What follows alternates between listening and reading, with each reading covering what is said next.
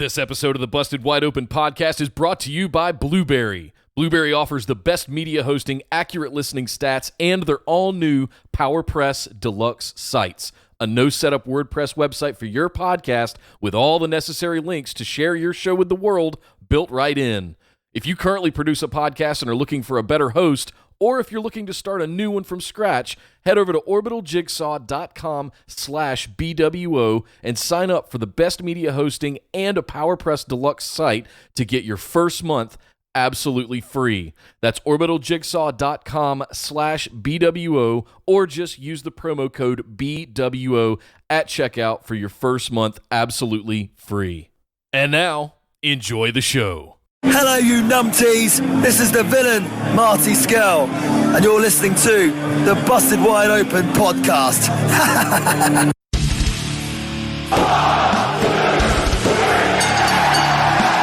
You're listening to the Busted Wide Open podcast, dropping the elbow on the hottest topics in sports entertainment and the world of professional wrestling. With your hosts, Nick Howell and Sir Ian Dangerous. Coming to you from the Orbital Jigsaw Network Arena in sunny Southern California.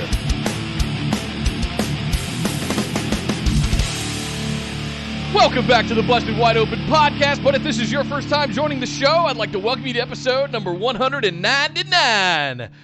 My name is Nick Howell. And genuinely curious, how many riddles would Matt Riddle riddle if Matt Riddle could riddle a riddle? I am Sir Ian Dangerous, and welcome to the show. And Nick, we had another big week of the Graps. We've got to talk about it all. Cody got slapped with his own belt. We had another match made for NXT TakeOver Portland. And SmackDown, well, SmackDown was SmackDown. But we'll talk about that in a second, man. Welcome back to the United States. Last week, Nick was in London, and it was interesting. You were not entirely yourself, I think, because you had done already 6 hours of podcasting before you came on this show. Not just podcasting, live streaming with all of my executives at my employer. No pressure, right? No, no, that sounds easy as pie. Fun story, because everything runs on 240 volt over in England, you have to check all the little plugs, the transformers on the things that make sure they say 100 to 240 volt. And I double and triple checked everything, except for the brand new Netgear switch that I got that connected all of the audio equipment and the live feed to go out to the thing. So we're at the end of the keynote where we're going to kick over to us, and the switch, you smell burning electrical. The thing that a mechanical engineer never wants to smell. Five minutes to go right before we go live. Luckily, we found another plug, plugged it in, rebooted everything, sat down, put the headset on, and pushed start streaming as the doors busted open and the people are pouring out. Go, welcome to London, folks. I mean, you talk about the ultimate sphincter moment. We've had several of them here. Well, I was about to say we had a big one when we started our show over there too, where things just didn't go. Okay, we can't hear Nick. What? If you'd like to see that go down, in case you, I did leave it on the YouTube video, so that if did you? If I snip that off, it kills the chat for the whole thing. So I figured it'd be a fun little Easter egg for those people on YouTube. Go check it out if you guys have just listened to the audio podcast. It was a lot of fun. One of those stupid idiot checkbox moments, something that I overlooked. But yeah, I had to basically duplicate this entire rig setup with 2 laptops, and we pulled it off. Yeah, we did. But you know what, Nick, while you're talking about our YouTube channel, let's do our little housekeeping, and then we can get into the show. Absolutely, guys. Come over and join us on YouTube. That is the place to be. If you're listening to this right now on your audio app or podcast app of choice, you're missing out on a lot of fun, a little bit of exclusive fun, because we do live stream this stuff to our YouTube channel at youtube.com/bustedwideopen. Come over, subscribe to the channel. We are on that race to 1,000 subscribers, getting really close to that halfway mark. As soon as we get there, it's like all the special whiz bangs unlock. So make sure, even if you can't join us on the stream, make sure you come over and get subscribed. That way it helps us move things forward, and we can move the show forward with some new features and functionality on the tubes of you. Come over and join us on Facebook as well. Just search on Facebook for Busted Wide Open. Like our page and send us a join request to get into the discussion group with the rest of the phenomenal ones. That's where the place to be to get all kinds of news. We filter it to make sure it's all legit stuff for the most part. We've actually put a ban on Ringside News in the group, and there's several others that I've kind of got my raised eyebrow on over there. So keeping an eye on those. Fun memes, all kinds of good stuff. And you'll find links to our Discord server, which is where the live chats happen all throughout the week. You want to make sure you get into Discord because that is where the fun happens. It's almost like BWO Underground in a way. All the live chats are happening across all the different shows throughout the week, as well as dedicated channels such as next weekend's takeover event that's going to be going on, as well as the AEW Revolution show that we have upcoming. All kinds of good stuff. Discord, Facebook, also on Twitter and Instagram at BWO Podcast. You can find all these links and more over at bwopodcast.com with one little source right there. But last and certainly not least, our patrons. Guys, you guys rock. Thank you very much for all your support. I hope you're enjoying all your perks. Nick Booking 2.0 is 96% done. It's God right help there. us all. And I'm hoping that I have tonight staying up late waiting for New Japan, Suzuki Moxley to come on. I'll have some time to polish that off, and we can get that done for you guys next week. Fingers crossed. But yeah, to get in on some of those exclusives, patreon.com/BWO. Get access to the show notes for every single episode. The ability to ask listener questions on our new patron mailbag series. Well, it's not new anymore. We've got 18 episodes. Today will be our 18th episode. So thank you to all the patrons for getting those in. Skype calls, all kinds of exclusives all over at patreon.com/BWO. But Ian, the Saturday show is our big show. Strap in, folks. We got a lot to talk about, but we're going to kick things off with All Elite Wrestling.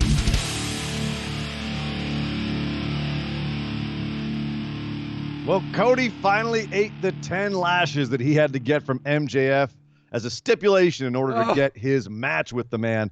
This was very uncomfortable for me. Really? Yeah. You got like a history of getting whipped with a belt or something? Yes. That's a different podcast, though, that we're not going to talk about. Yes. I don't want to know what you and your lady get up to. But here, in this particular instance, MJF actually took Cody's own belt. He was lucky his pants didn't fall down. And decided that he was going to whip him with that. In order to add to the drama, this wasn't just like whip, whip, whip, whip, whip, whip, whip. It was smack, and then let's have drama for about 5 minutes, and then another one, and then drama for about 5 minutes, and selling, and people coming out. This was booked almost like a match, man, where they had things like happening at certain times. All right, when he takes 3 lashes, the inner circle is going to, or the rest of the guys are aligned with MJF are going to come out. Butcher and Blade and the Bunny, et cetera, et cetera. At 5 lashes, Dustin will come out and say, "No, I'll take the rest for you." Arn Anderson's going to come out and again lend moral support. The Young Bucks, he's going to take 2 back-to-back, bam, bam, and then the Young Bucks are going to come out because there's 2 of them, and he took 2 lashes. I don't know. But it was a whole lot of selling here, Nick. Cody selling his ass off for this. And you're not the only person that's been smacked with the belt.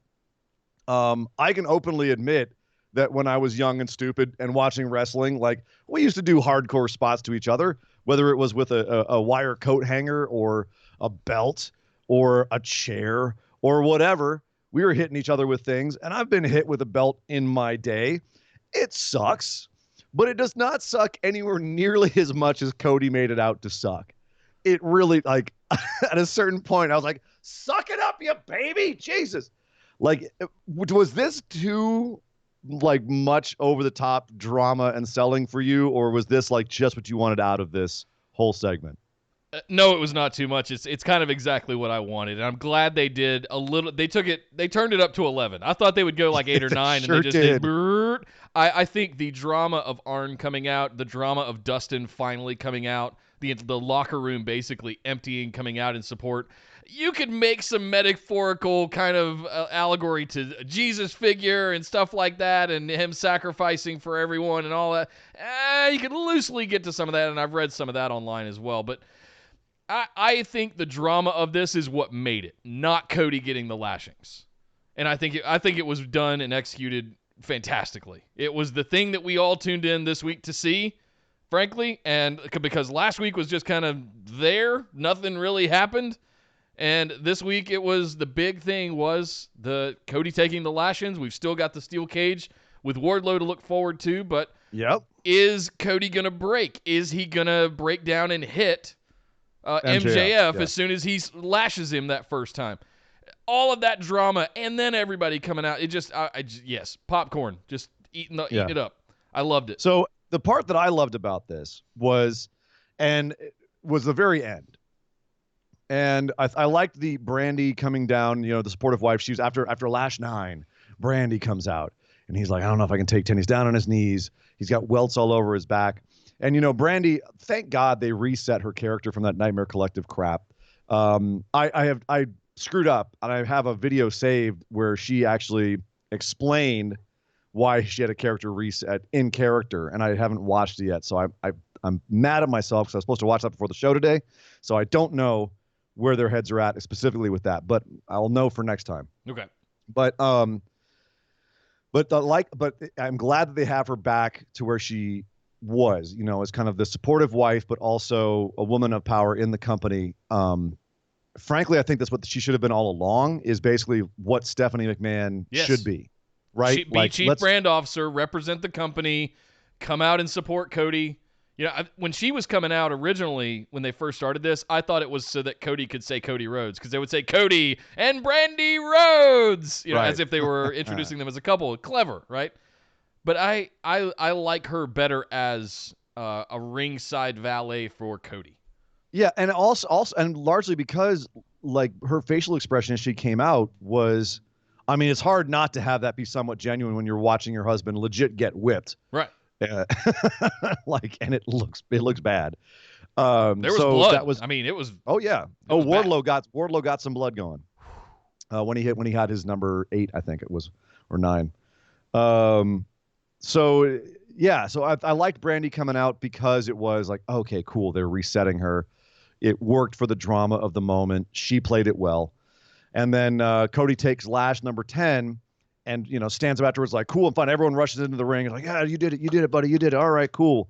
And MJF, because he didn't break Cody, is mad. So he gives him a quick kick in the nuts and runs out through the crowd before anyone can get him. Brilliant. Like, that's just, yeah. There you go. That's some. Is MJF the best heel working today? No, he is not. But he's very, very, very, very good. He's near the top for sure. If not like in the top 3, then he's got to be close. I have to agree. So I guess the final question I have to ask here, Nick, because the whole point of this is in the sense of booking a match. Like when you're booking a feud, you have specific goals with every segment that you have. Yeah. The goal is to get more heat on the heel, to get more support for the face, and to make people want to see this match more. Did this accomplish all of those goals? 100%. You think so? Yep. You think fans want to watch the match more now that they've seen this? Did they need this? Do you know what I mean? Like, did this afterwards? Are we in a different place than we were before? No. Are we in a different place now than we were before this? Like, is MJF more hated? Is Cody more loved? Do we want to see the match more now than we did before? Because if not, then this failed. I've wanted to see the match. I've been at that peak, at that plateau, since he kicked him in the balls. Like, I was there instantly. And then they kept building and building, like the stipulations and Cody trying to give him the keys to his truck and all of that stuff, right? Was just icing on the cake for me. The steel cage match, will we feel any different after that? Probably not. We're still going to want to see the F out of it, right? So, yeah, does it help move things forward? It's Cody going through the motions, making those sacrifices so that he can get his hands on MJF and doing what the message here is, like struggling through whatever it takes to earn what you are trying to get from somebody. So that to me is fantastic. I love the fact that they keep telling this, and it's not going to be easy. It's going to be a struggle. It feels a little bit David and Goliath. It's like he's going to have to take all these lashes. He's going to have to go against big old Wardlow in a steel cage where he can't get away from him. He's going to have to get his ass whipped just to have a chance to get his hands on MJF, and I love that story. I think it's fantastic. I don't know about David and Goliath, but definitely like a gauntlet of sorts. You've got to run the gauntlet to get what you want. And then I understand why they're doing that, but I kind of am with you where I think the second that MJF turned, everyone was like, oh, mess that kid up. We knew it was coming. Oh, yeah. But I think that part of it is also now making people wait for that and anticipating it more. It's just a matter of if they are making us anticipate it more with everything that they're throwing at us. So I think that this was definitely effective for some people. some people are now like, oh, dude, I really want MJF to get it now. Yeah. So, I think I think this was a successful segment. Totally. Whether or not you thought that it was melodramatic and that's wrestling. Of course it's going to be. It's like, he's hitting me with a belt. It's so painful. Will I be able to withstand? Yes, I can. All right, I'm going to man up and I'm going to beat this dastardly heel. Yeah, it's wrestling. This is classic wrestling 101. Yeah, I grew up in the early '90s in the days of corporal punishment and Dad. When I got anything less than a B, whoosh, Oh, I thought you meant the wrestling character Corporal Punishment. No. Yeah, he was like an ex-army guy. No, that's not a real thing. Look it up. Serious? Google it. There was a wrestler named Corporal Punishment. I'm Corporal Punishment. There's a wrestler named Erwin R. Shyster. Oh, see that? No, I don't like that at all. Well, while you're looking that up, we had a 4-on-4 Atomicos match. The Young Bucks, Hangman Page, and Kenny Omega faced off against the Lucha Brothers, the Butcher and the Blade, in an 8-man match. And at the end, Hangman refuses to tag in the Bucks, and as a result, eats a big old, a pile driver butt stomp from the Lucha Brothers and loses the match for them. What did you find on the internet there, Nick? You're giving me a nod over there. Oh, yeah. It's his name's Daniel McDevitt. Mm-hmm. Best known by his ring name Corporal Punishment, semi-retired American professional wrestler, trainer, and promoter. There you go, buddy. Yep. That's, I thought that's what you were talking about. Yeah, AWF, ECW. I should know. I remember back. I grew up back in the day of Corporal Punishment. I'm like, yeah. He was around, wasn't he? Yeah, he was an interesting worker. Yeah. Not very big though. That's a hell of a weird guy to pull out of your ass when you're talking. Anyway, so we're talking about this 4-on-4 match now. How are you liking the evolution of the Hangman and Elite story? Once more, the Bucks get in Hangman's face after this match. Grab the beer out of his hand. Luckily, he has a backup hidden off camera. It's like Nick at PWG, just drinking out of the pitcher. Yeah. What are you thinking of where this is going? This is obviously like a very, very long, slow burn storyline that they're working here. But how are you liking the different, from what I've heard reported, they're trying to do this in like a shades of gray. But is it really shades of gray when the Bucks are kind of consistently coming off as unlikable in this? And Hangman is now like, he's kind of likable with the stuff that's happening with the drinking. Like on one hand, you're like, oh, this drinking is getting out of hand, Hangman. And then they do a stunt like this where it's kind of a little in joke. Oh, they took one of his beers, but luckily he has another pitcher. Ha ha ha. That's kind of funny and endearing. What are they shooting for here with this? So the interesting part of this for me is Kenny feels like the outlier, like the peacemaker. He's just trying to make peace between like the Bucks are absolutely on a warpath for Hangman, and I think it was interesting that they actually pulled. Well, I think we know what's going on and yanked the beer out of his hand, right? So now we know. Now we know that's what they're upset about, and the fact that he's not working well as a team because he's drinking in their eyes. I think the interesting part for me is where's Kenny going to land on this? Is this going to be the split of the Elite? Or are we going to see Kenny and Hangman go off one way and the Young Bucks go another direction? Is Omega the most uninteresting part of the story? Yeah. Is he coming across as having no real, doesn't really have an interesting character right now? He's just kind of there. So far, it leaves him alone to go deal with Pac, who we'll talk about in a bit. But he's the one that I'm kind of keeping my eye on because if he decides to, he's going to be the one that has the ultimatum and has to choose.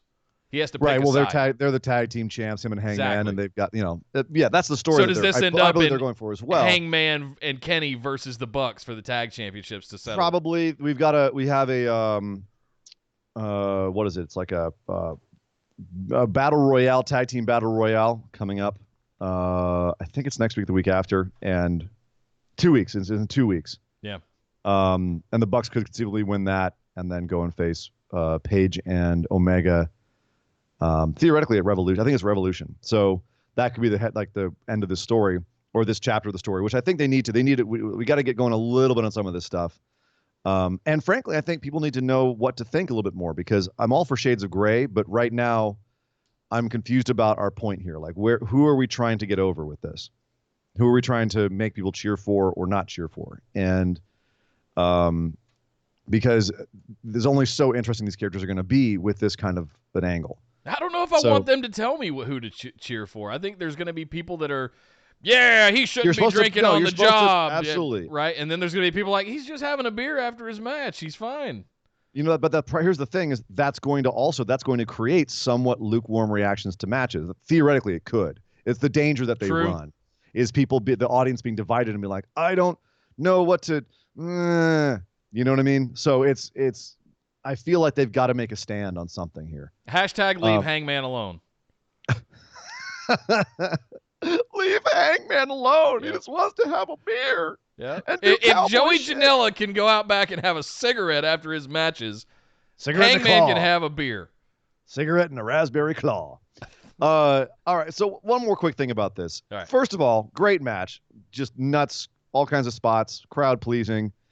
If you're just like watching it in the background in a bar, for instance, say, Nick, it's very much something that will grab people's attention because everyone's just doing all kinds of athletic stuff. But are the Lucha Brothers, Butcher and Blade, still being misused? And I mean that in the sense that they were props for the storyline here. Like, yes, the four of them got a win, which the four of them need on their record right now. But they've got nothing really going on. The Lucha Brothers don't have a storyline right now. The Butcher and the Blade are wrapped up kind of in the MJF thing, but they're goons for him. Are these four guys, because they don't have anything really going for them right now, are they being misused overall? At some point, some of the teams have to job out to the other teams. You can't have all your teams as champions all at the same time. I'm not talking right? about win-loss. I'm talking about stories. I'm talking this is something that I think was brought up last week or in either the mailbag episode or on this show, and that was the Lucha Brothers or maybe it was in the Facebook discussion group. The Lucha Brothers in every other organization they've been in, whether it's AAA or Lucha Underground or Impact or wherever, have been given storylines. And the storylines that they got were what got them over. Yes, they're incredibly athletic and can do incredible spots, and that's a major part as well. Sure. But let's call a spade a spade. Pentagon would not be where he is right now, and by extension, Phoenix, if they had not had that Pentagon Junior storyline in Lucha Underground. Agreed. Hard stop, period. Agreed. He would not. And Phoenix as well for the whole first season, you know? Phoenix, I think, came around the later seasons. He had more interesting stuff to do. The first season, he was just bland babyface number 5. Yeah, okay. And he got more interesting as the series went on. Sure. But Pentagon was the one who had the most interesting arc of the first 2 seasons. And he became the major star very quickly there. And an Impact as well. They had some great storylines with him. Here, they're not doing anything. They're just luchadors. They're just here. They're just guys. We don't even have like a backstory for them. Like there's nothing for them. And for guys who their careers are kind of based on being booked well in companies, it's actually starting to, for me at least, it's starting to become a glaring thing where I'm like, you guys aren't really doing anything with the Lucha Brothers. Like these guys, got over on being able to get in the ring and look cool and feel cool when they're in a storyline, but you don't have them in a storyline. And maybe there's a long-term plan. Okay, we can only focus on so many stories at once in the show. They're going to be around and then we'll come back around. They'll have a big storyline later this year, something like that. Maybe that's the plan. We don't know about it. And if so, hey, cool. All right. I can be patient. But on the outside, it is worrisome. And they're not the only ones. I feel like, Kenny, as you said, is kind of a tertiary member. He's a fifth wheel of this Hangman and Bucks storyline. He's just kind of there. There's a few guys who are just there in AEW, and they've got most of the guys wrapped up in the inner circle issues, or friends with their buddies with Cody. They're siding with him, or they're lone wolves like Moxley or Pac. But there's just some people that are just kind of, they're so talented, and you're wondering why they're not doing more with them. And the Lucha Brothers are at the top of that list for me. So I think there's been several missed opportunities. Namely, the one that I'm thinking out the most is the return of Christopher Daniels as the Fallen Angel, and why they didn't have him and Pentagon go into a story of retribution as soon as he came back. They did, and then it just fizzled. It went nowhere. It disappeared off TV. And yeah, I'm wondering if they don't want to split Phoenix up from from Pentagon. Or if it's something that has to do with the SCU angle that's going on right now with Dark Order, which we'll get into in a little bit. So maybe we'll discuss that more when we get down to SCU and Dark Order. I think that's what ended up happening. Yeah. So they're in a bit of a gray area. Same with the Best Friends.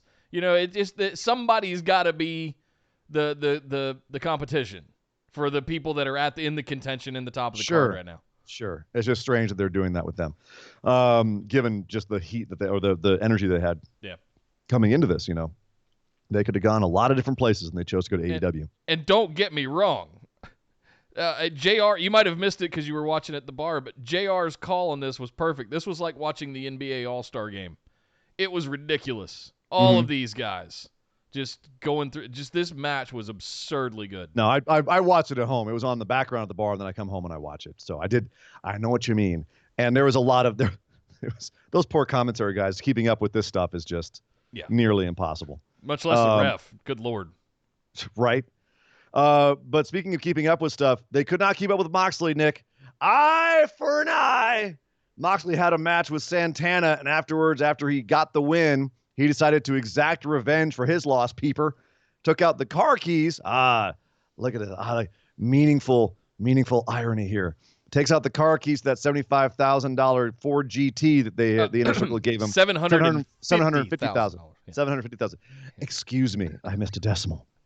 Took out the keys and stabbed Santana in the eye. My God, the brutality.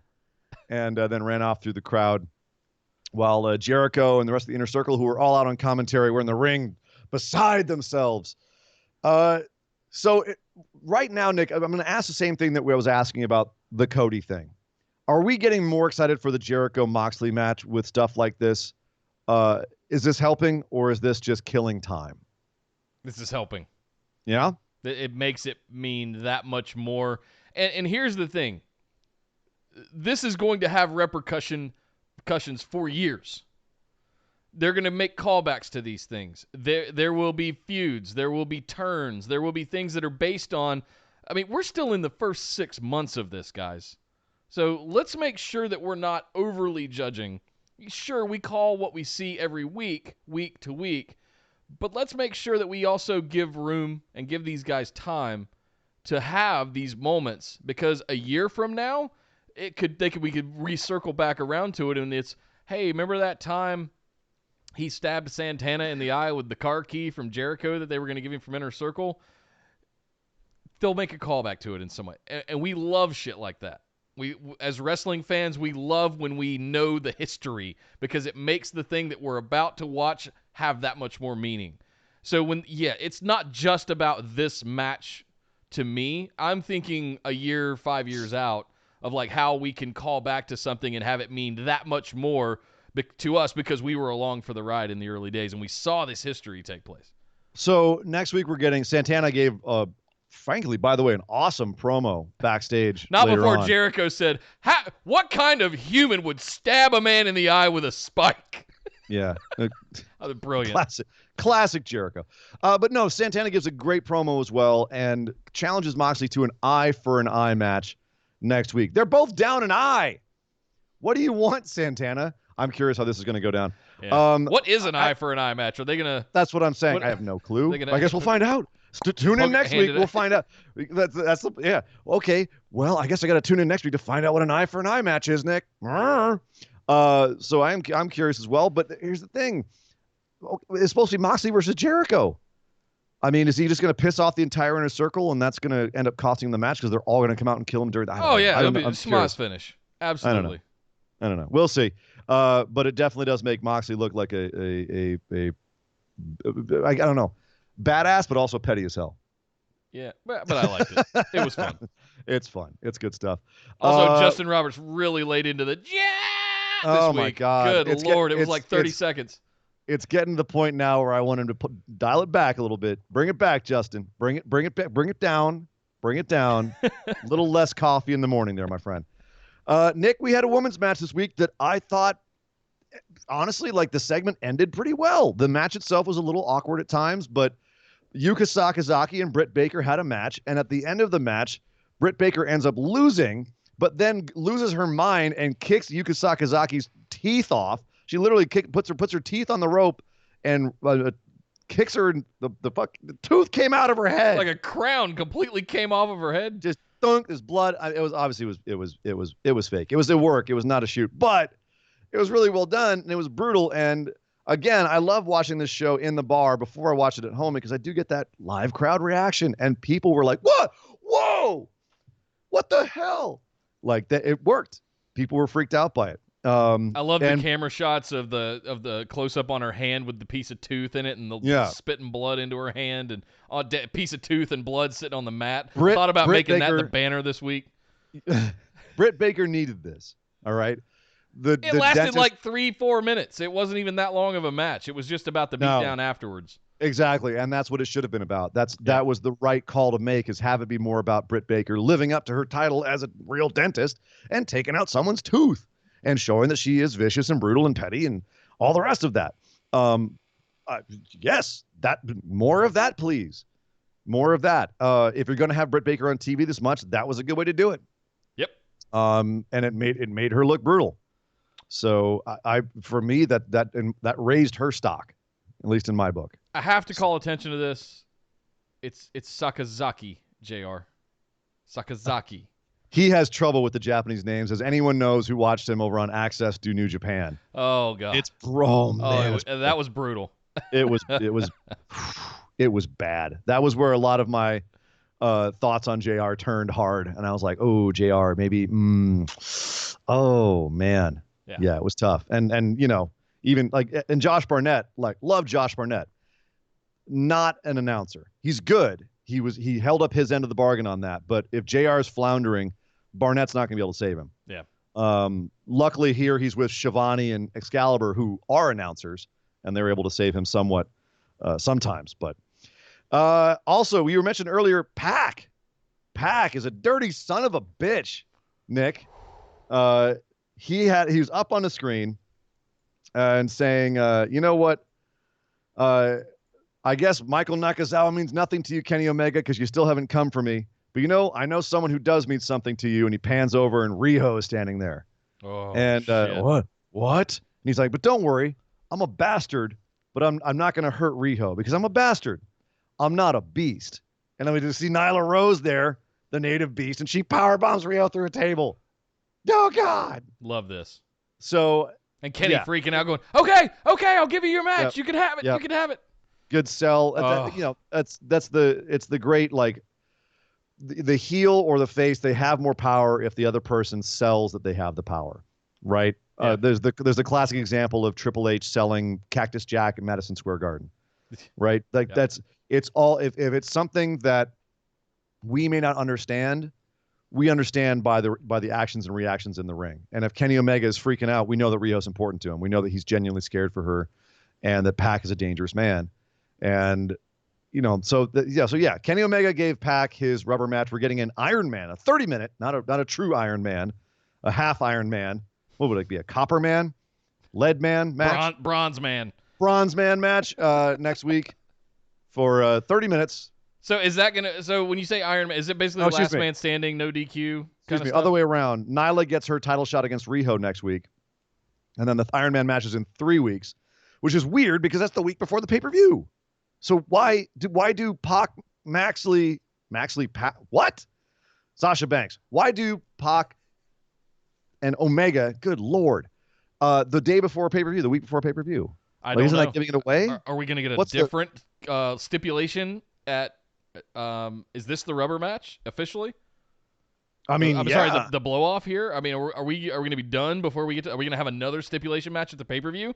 That's what I'm wondering. Why? What is the thought behind not making this a pay-per-view match? Yeah. It's a rubber match. It's a grudge match now. Why do it on a TV show? Yeah. So I'm very curious what they have up their sleeve with this.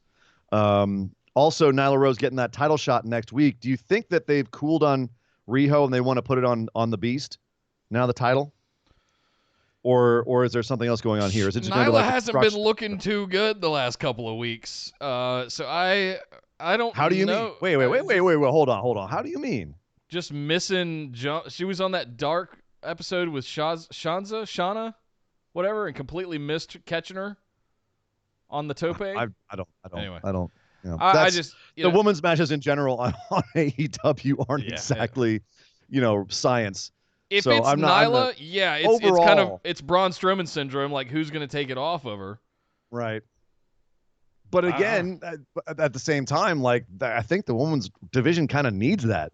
Yeah. Like we always say on the show, sometimes it's nice to have a dragon to slay. Yep. And who's going to rise up to meet the challenge.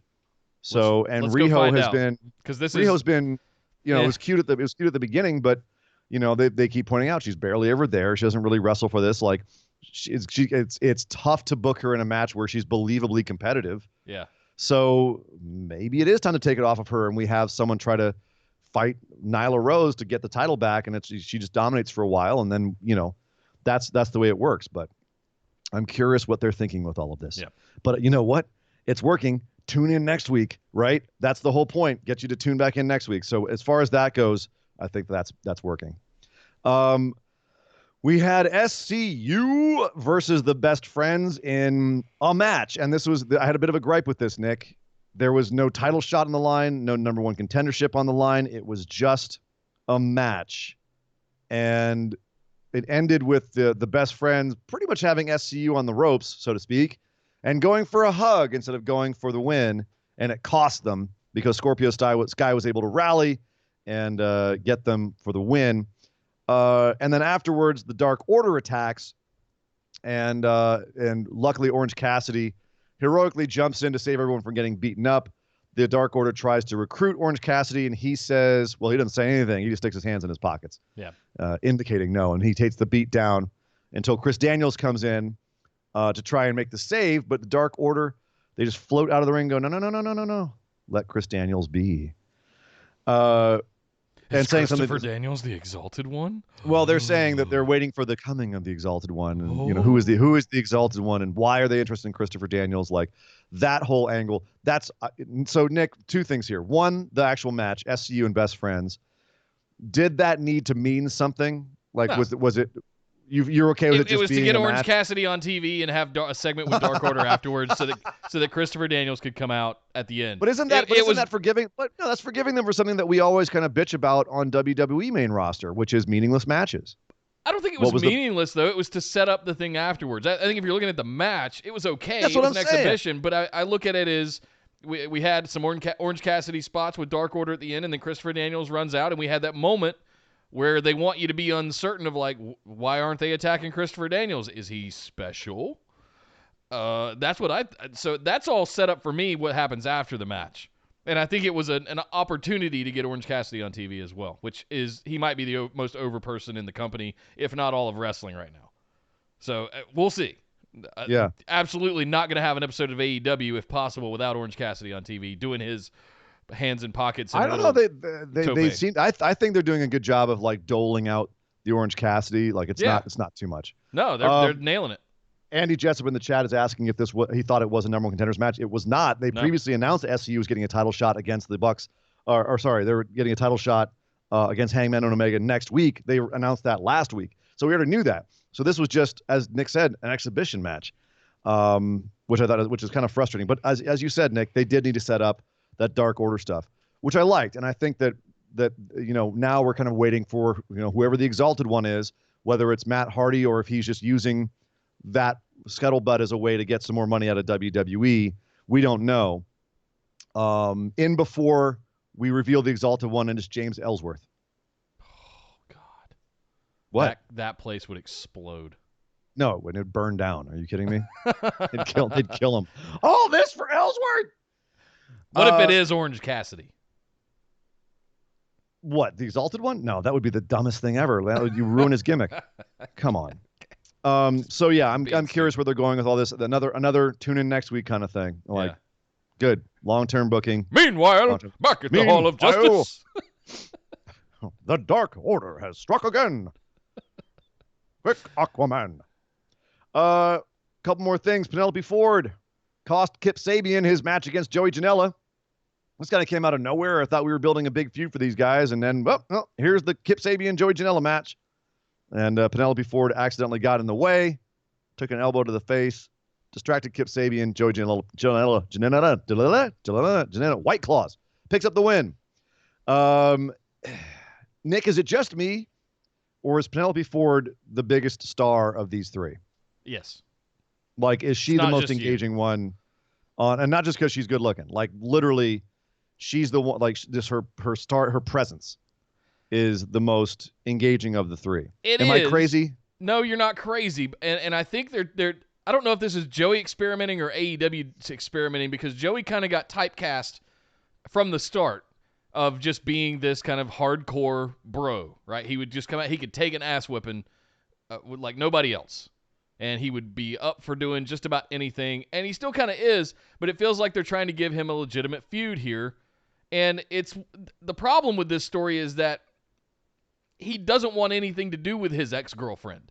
Like, if he was somehow trying to win her back or something along those lines, there would be some stakes, there would be some drama there, but he wants nothing to do with her, so that makes Kip irrelevant. Why should we care? Right. And it's the same issue that's happening over with the Lana and Rusev storyline. Right. Is Rusev's like, cool, go have a life. I don't care. Shoot. But I also want to kick Bobby Lashley's ass. Wait, well, which way is it? Which one is it? Do you not care about your ex-wife? You're happy living your life, and the new guy she's got, you just don't care?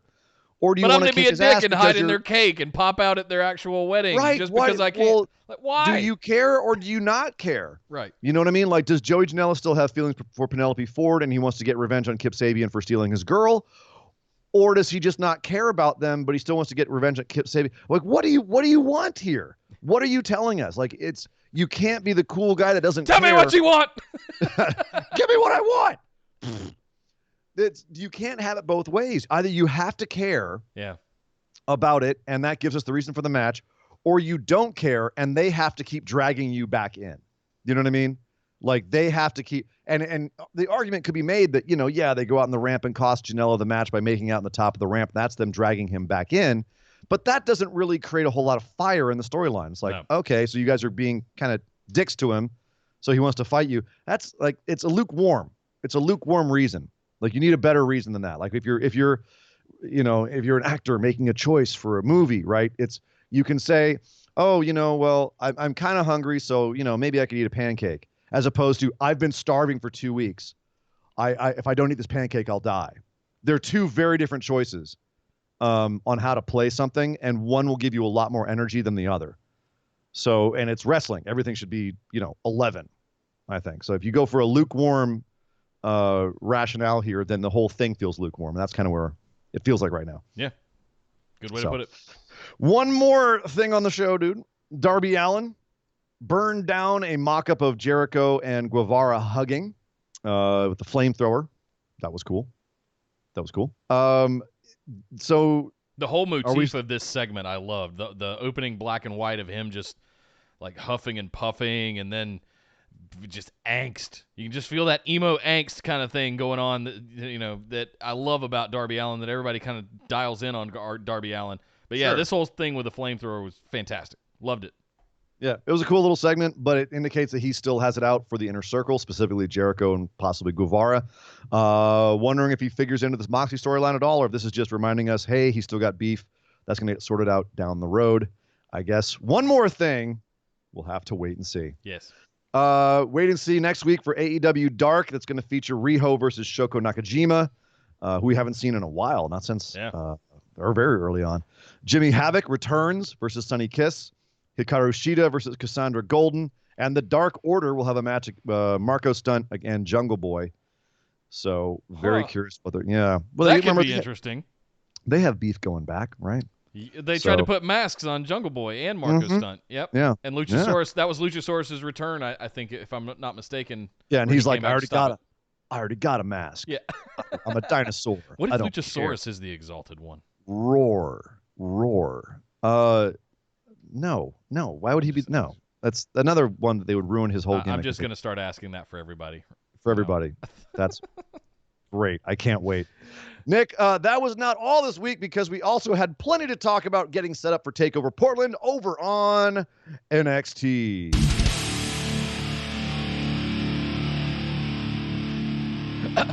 Bro. How did I know you were going to start with that? The Broserweights have their own golf cart, and it's amazing. Just like, the Kansas City Chiefs rolling down. Sorry, Bay Area guy. I know you're a Raiders fan, but it still stings a little bit, I bet. Nope. I don't know. Do No. Raiders fans just hate the 49ers? We don't hate them. We just don't care. They're in another whole division. Like if we'd like to face them in the Super Bowl sometime. Sure. But that's like A's Giants. Then you'll divide the Bay Area, and we'll probably have another earthquake that'll shake up everything when that happens because it's just too momentous when the Bay Area teams collide. And if you don't believe me, look at the 1989 earthquake. But anyway, whatever. The only reason I didn't want the Chiefs to win was because I didn't want Baron Corbin rubbing it in our faces all week, which he did. I knew he was going to do that. Much like the Chiefs doing their celebration parade from the Super Bowl, we had the Broserweights coming out in a golf cart with their massive Dusty Classic trophy. Just celebrating. Was the Brosermobile? The Broserweight? Something. Broserweight-mobile? Something like that. The Bromobile would have been better.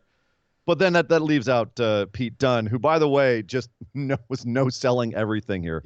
Yeah. I've been wondering this ever since I saw this segment, Nick. Okay. Because they came out to the ring, and they did their kind of, straight man, wacky man dynamic thing, where Matt Riddle's like the crazy party bro. And I'm making all the puns about smoking weed. Get it? I smoke weed. And Pete Dunne is just completely stone-faced the entire time. And you get the feeling that he's just like, I'm just here because we win titles.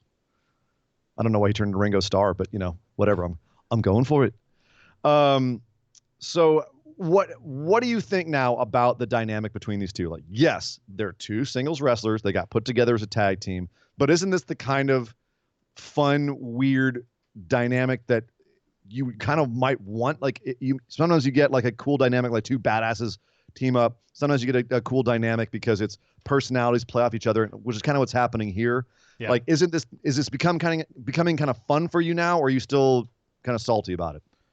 I'm not mad at the gimmick of it. I'm not mad at the opposites attract kind of thing. Yeah. I'm mad that they were the winners. I'm mad that they're the ones going after the UE Tag Championships. Like, didn't we just see this last year with Ricochet and Aleister Black? Right, but isn't this a little bit more fun than Ricochet and Aleister Black? Like, this is actually kind of fun to watch. Let's separate the two, because it's a lot of fun to watch Matt Riddle and Bruiserweight Pete Dunne have their moment. Fine, right? And the Broserweights, fine. But they're not a tag team. But they are a tag team, Nick. But they just won the Dusty Classic. They're not a tag team like Ricochet and Aleister Black are not a tag team. And that's what I'm talking about. And that's what I get hung up on. But I guess what I'm saying is, doesn't this dynamic make them feel like more of a tag team because there's actually some sort of chemistry and some sort of way that they're interacting that is specific to them being a tag team? Like, isn't that the cement that holds this together a bit? Yeah, no. I mean, I want Matt Riddle doing other stuff. So it's hashtag my wrestling. It's totally hashtag my wrestling. It's because it's not a tag. They're not a tag team, and there's so many other things that they can be doing than some mockery sort of tag team gimmick thing. It's fun, sure. Yeah, it's fun. But you've just illegitimately swept away all of the actual legit tag teams. Oh, Jesus Christ! Look at all the teams Have they a little went through. Fun. What legit tag teams did they specifically go through? Grizzled Young Vets. Yeah, Grizzled Young Vets who looked really good being in the finals. Anyway, I'm not going to convince you. I'm just saying, have a little fun with this. Like, whether I am having fun with it. Good, so enjoy it. It's not going to be forever. They're not going to be a tag team forever. But right now, this is fun, and them pissing off the Undisputed Era, who came out and got mocked by Riddle and Pete Dunne. Matt Riddle getting the entire crowd kind of chanting, "How many fish could Bobby Fish fry if Bobby Fish could fry fish?" was fun. Sure. Weird, but it was fun. And then it's just a big, massive brawl. We ended up with a huge, Undisputed Era, well, we don't have time for you right now. We got other things to do. And they run around backstage for the entire show. Come on, where's Ciampa? Tell us where Ciampa is. And they're being bullies backstage the entire show until Ciampa finds them. And shaved some poor guy's head. Damn it, Roddy. That was stupid. Some kid was sitting there getting a haircut, and Roddy says, "Oh, hang on a minute." Goes back, grabs the clippers, and just mows through his faux hawk that he had going on. It was funny. Yeah, no, there was a lot of that stuff backstage that was fun, like reminding me of old NWO stuff back there, bullying guys. And eventually Ciampa finds them, and they all brawl back out to the ring. We have a huge brawl. And Regal says, fine, this is going to end up being a match. The Broserweights and Ciampa versus the entirety of the Undisputed Era, but Roddy Strong's going to sit outside, which of course means the entirety of the UE. This all ended with what I can only describe as a prophetic return.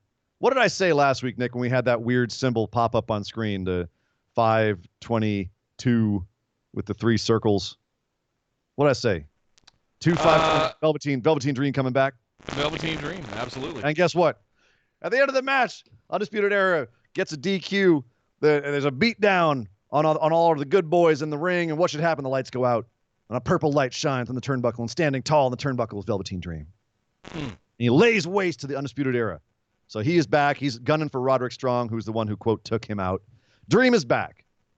We were setting up a match between Adam Cole and Tommaso Ciampa for the championship, which is at Portland. We're setting up Broserweights versus Fish and O'Reilly, which is at Portland. Are we setting up Dream and Roderick Strong at Portland, or is that going to be something that's outside of all of that? And should it be part of this program or not? That's a lot. You asked a lot of questions there. I'm not really sure. I'm being told that my mic is really staticky, so let me try something real quick. 1 sec. Yeah, you're buzzing over there, my friend. Okay, well, while you're working on fixing that, I'll basically answer my own question. And that is, like, right now we know that we've got 5, and after this episode of NXT, 6 matches on the Portland card. 7, Velveteen Dream versus Roderick Strong would make it 7. And it wouldn't be for a title because Roderick Strong dropped the title to Keith Lee. Yeah. So I'm wondering now if they are going to have that be a match that's outside of TakeOver. And if so, that seems a little bit of a step down for Roderick Strong and Velveteen Dream both. So I'm kind of curious about the timing of Dream coming back now and what the ultimate goal is. Or if Dream's going to be the guy who interferes in the other matches and costs them the gold. I'm kind of curious what they're up to here. I'm not really sure at the end of the day. We haven't talked about the match I want to talk about yet that lets me speculate on all of this other stuff as well. But there's other things that I think that, if Dream came out here, then I'm not really sure where he's going to go. Is he going back towards the North American Championship? That's the thing, because Keith Lee is busy with, as we found out later in the show, Keith Lee's busy with somebody else. You know what I'm saying? Yeah.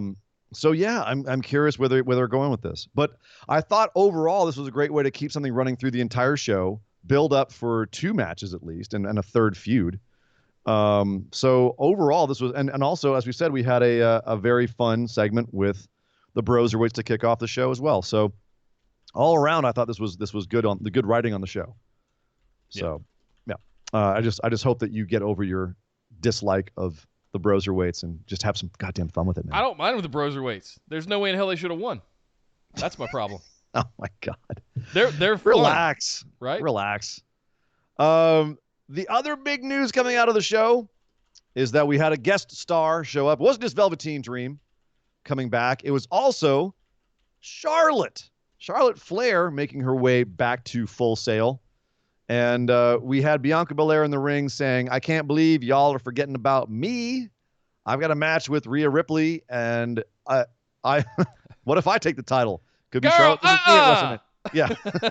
Could be me at WrestleMania. Yeah. And Charlotte interrupts her, gets in the ring, and just basically gives her no respect whatsoever, which Bianca did not take kindly to.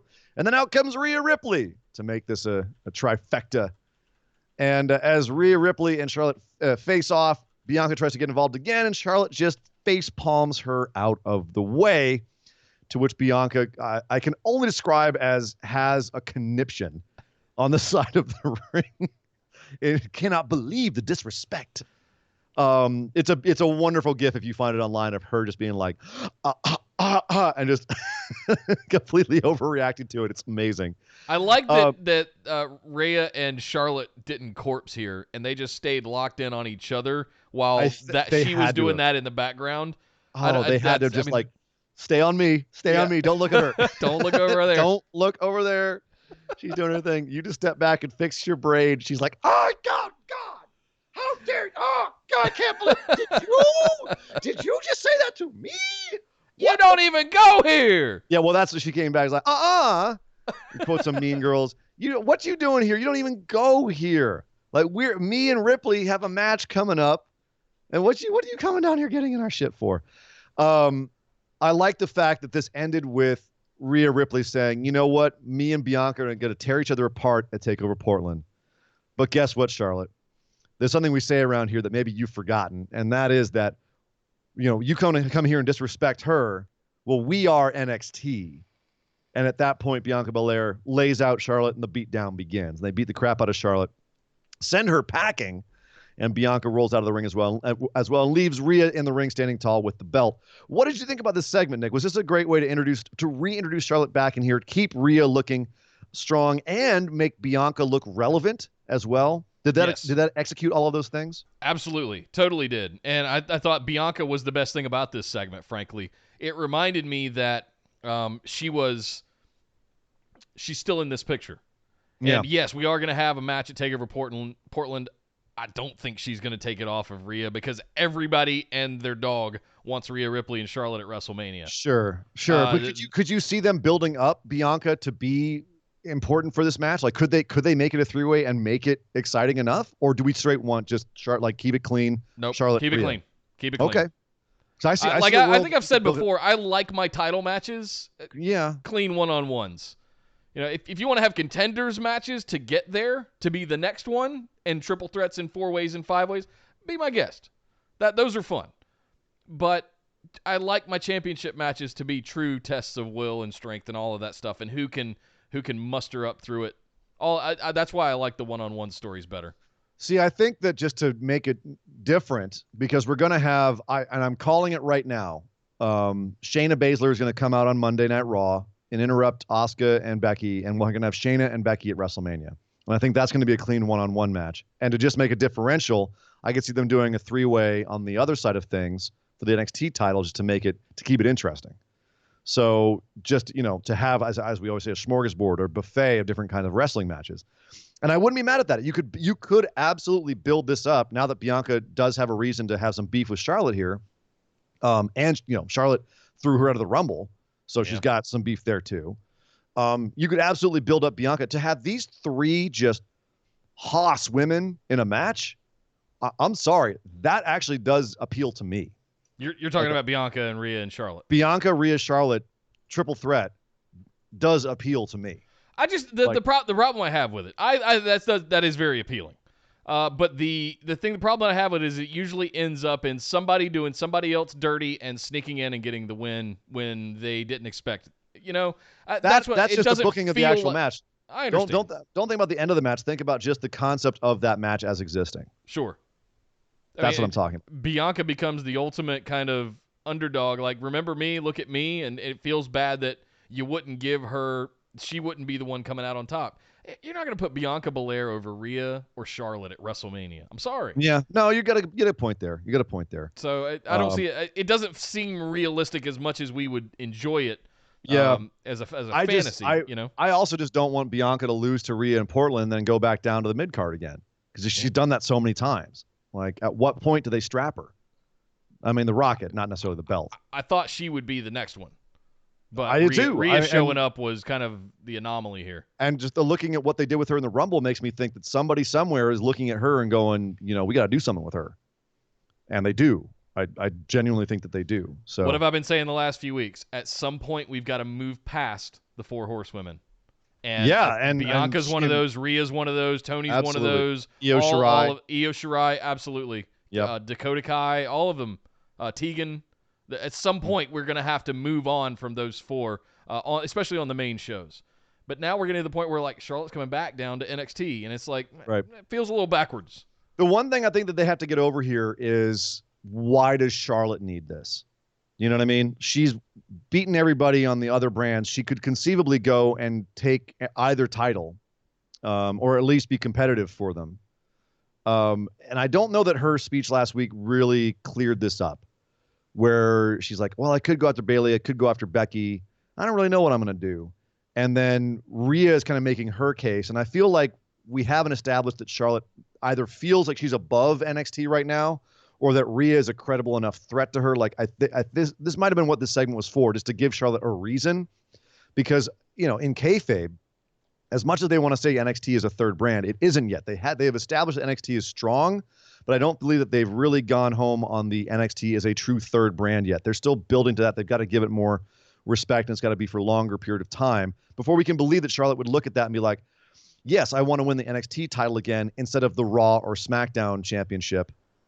You know, what that would do for her in kayfabe. You know what I mean? Yep. Like that's got to be a little bit more established. Yeah. I think. And this might have been the good way to do it, you know, give her a grudge reason to do it. So, yeah. You said it. The presence and the showing at the Rumble women's match, they have eyes on her. On Bianca. Bianca, for sure. And I think that they've got plans. You know, what did we think of Ember Moon after Asuka relinquished and moved up? Like, she was next. And I feel that same way about Bianca that I did about Ember, but we were never going to supplant the reign of Asuka. And I feel the same way about Rhea right now. Even Shayna. Hope. You just said Ember and Bianca in the same sentence, and I would not curse like the worst wrestler in NXT with what happened to Ember Moon. Yeah. So, all right. So also on the show, Jordan Devlin, new cruiserweight champion, and human bobblehead, came out to defend his cruiserweight championship against Tyler Breeze. Look at the size of that boy's head.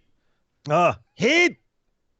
It's like a grapefruit on a toothpick. It's like a virtual Sputnik. So this was a fun match. It was like, damn, they're doing such good cruiserweight matches these days, Nick. They're letting them work like cruiserweights. Good stuff. So how often will Jordan Devlin be defending his title on NXT as opposed to NXT UK? Is he going to be like a traveling champ where he just goes all over defending it against a lot of different people? And if so, is that how they should be using him? And once he drops the title, what's going to happen to him afterwards? I don't know the answer to either of those questions, honestly, because it was a surprise that they strapped him at the Rumble. Right. I was like, okay, this is interesting. Or Worlds Collide, excuse me. I think it's interesting that he does have the title. I like the mobility of the titles crossing brands, and that NXT becomes one global entity. I think that's very smart. It's not sustainable for the wrestlers, for the superstars to be going back and forth all the time like this. Why not? That's a long ass flight. That's a long journey. Put in the work, you know. You know, I hear you, but does it make more? Are there cruiserweights in NXT UK that will be able to contend for that title? Are they using it to push up the ratings or the viewership of NXT UK in any way, or are they just going to have it on NXT TV? I don't know. Week? NXT UK is like half cruiserweights, man. Like, technically speaking, fair. Like there's a lot. You basically have a bunch of like big hoss dudes and then a bunch big of old little guys. boys. Yeah, there's nothing in between. There's no middle. You've either got like oversized hobbits like Tyler Bate, or you've got just Goliaths like Walter. Mastiff. Yeah, right. Like it's one or the other. So, no, I think there's a lot of cruiserweight matches he could have over in UK. He was on 205 Live this week versus Tony Nese and Leo Rush, and he was here versus Tyler Breeze, which he won.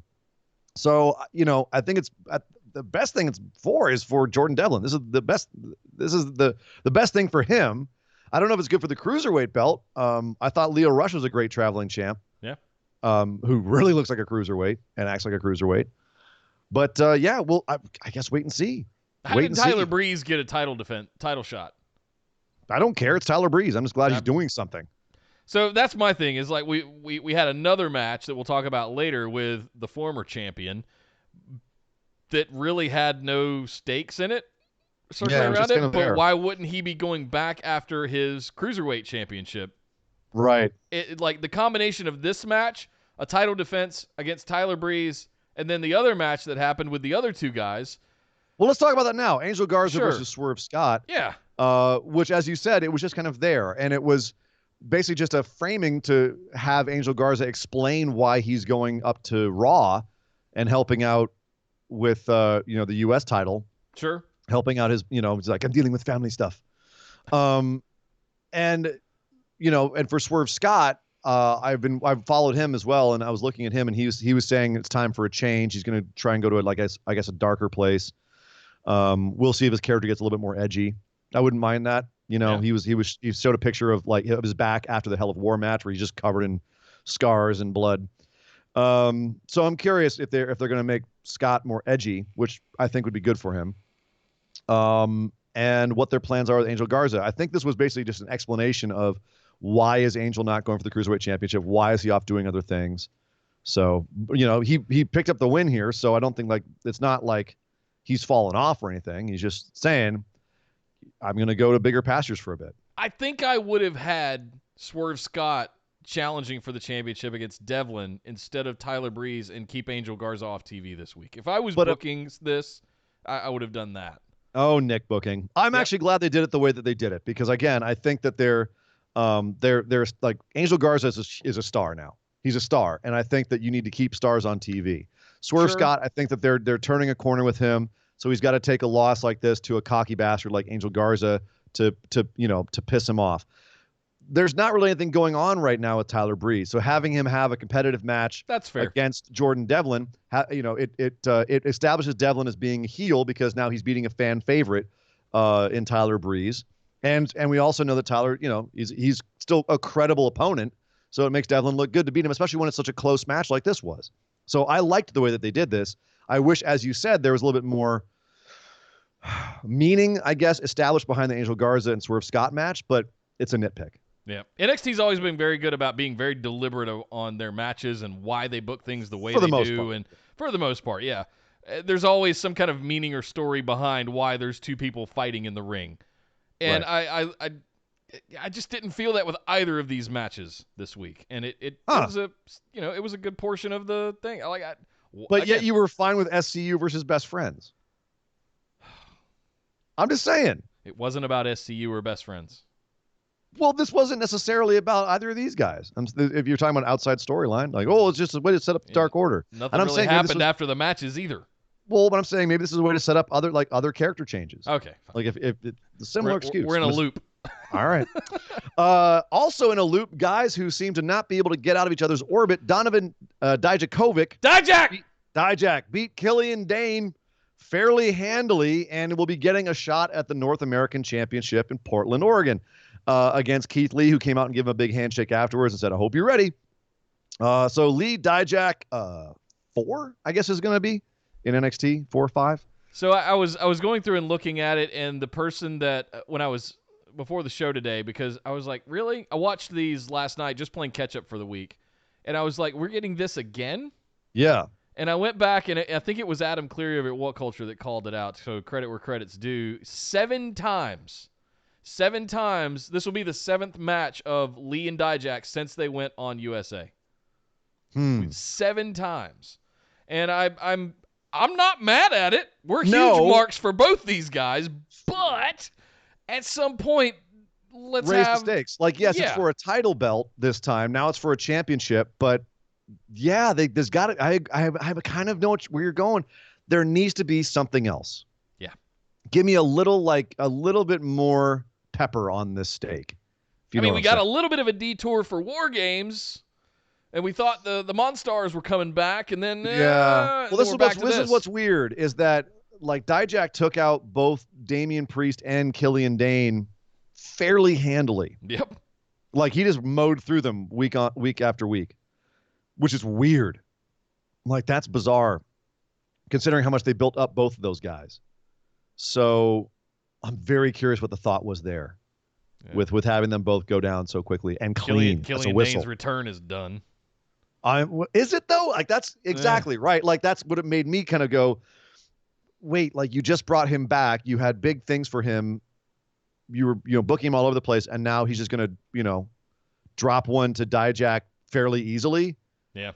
Interesting. Like, I'm waiting for something else to show up here. I agree. It feels like something else needs to be here. Yeah. And I don't know what it would be. Velveteen Dream. What? Velveteen Dream. That's why I thought Dream coming back for the North American to No, get his North American Championship he's back. He's so out of that picture right now. He's just out for revenge against Roderick Strong. That's why I'm a little confused. Yep. Guess somebody explain it to me. Mercedes Martinez returned to TV against Casey Catanzaro, who also returned to TV.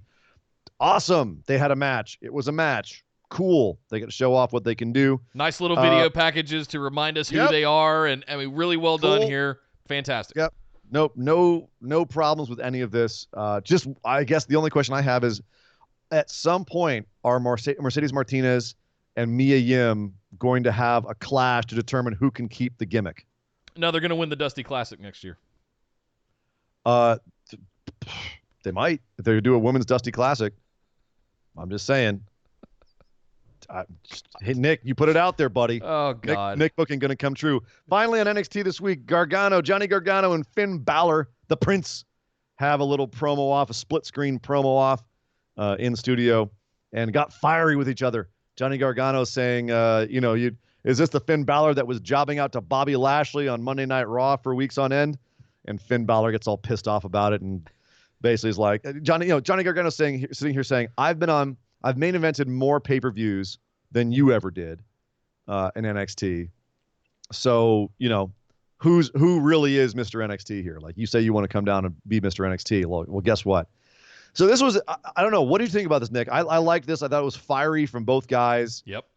We established this is kind of for the soul of NXT a little bit. They both got their jabs in. I thought it was really well done. Yeah.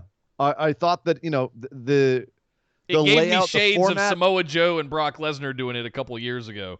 Yeah, that seemed smoother, and that ended with Joe like running out in the hallways, going to Brock, like looking for him, which was awesome. And this was just, they get the interview and Finn storms off, but it felt the format, the side-by-side format, it's a little stilted, and it felt a little stilted here, but both guys really, they brought their energy, they brought their fire, and I think that saved it, but it didn't stop it from being a little stilted. Remember what I was saying earlier about AEW? When I said you need to give them time so that you can call back to stuff historically, and we were all there and we're going to remember all of that. That's exactly, this promo is a perfect example of that. Johnny taking a jab at Finn because he jobbed out all last year to Bobby Lashley. Finn taking shots at Johnny for more takeovers, or Johnny taking just all those things, right? They all mean something because we've all watched both of them for the last couple of years. If you were just watching that, you would just be like, all right, it's a stat. Great. It doesn't have any meaning to me. But having sat through those things that they're both referring to, it means more. And that's what I was referring to earlier when we were talking about AEW, and give them time. They need these kind of moments to call back to a year from now, 5 years from now. Yeah. Which is also my thing that I always tell you when you say they need to start their own network. I'm like, they got to have the content. True. They don't have enough content. Yeah. So I got a lot more to say about that. I think later. Okay. You probably got it down in the news. We'll save that because, we got definitely some big news to talk about down there. I almost had a big news segment, but I didn't want to get bogged in a lot of financial stuff at the top of the show. Yeah. But we will get bogged into it in the news section. But that doesn't come till later because first we're going to talk about Friday Night Smackdown.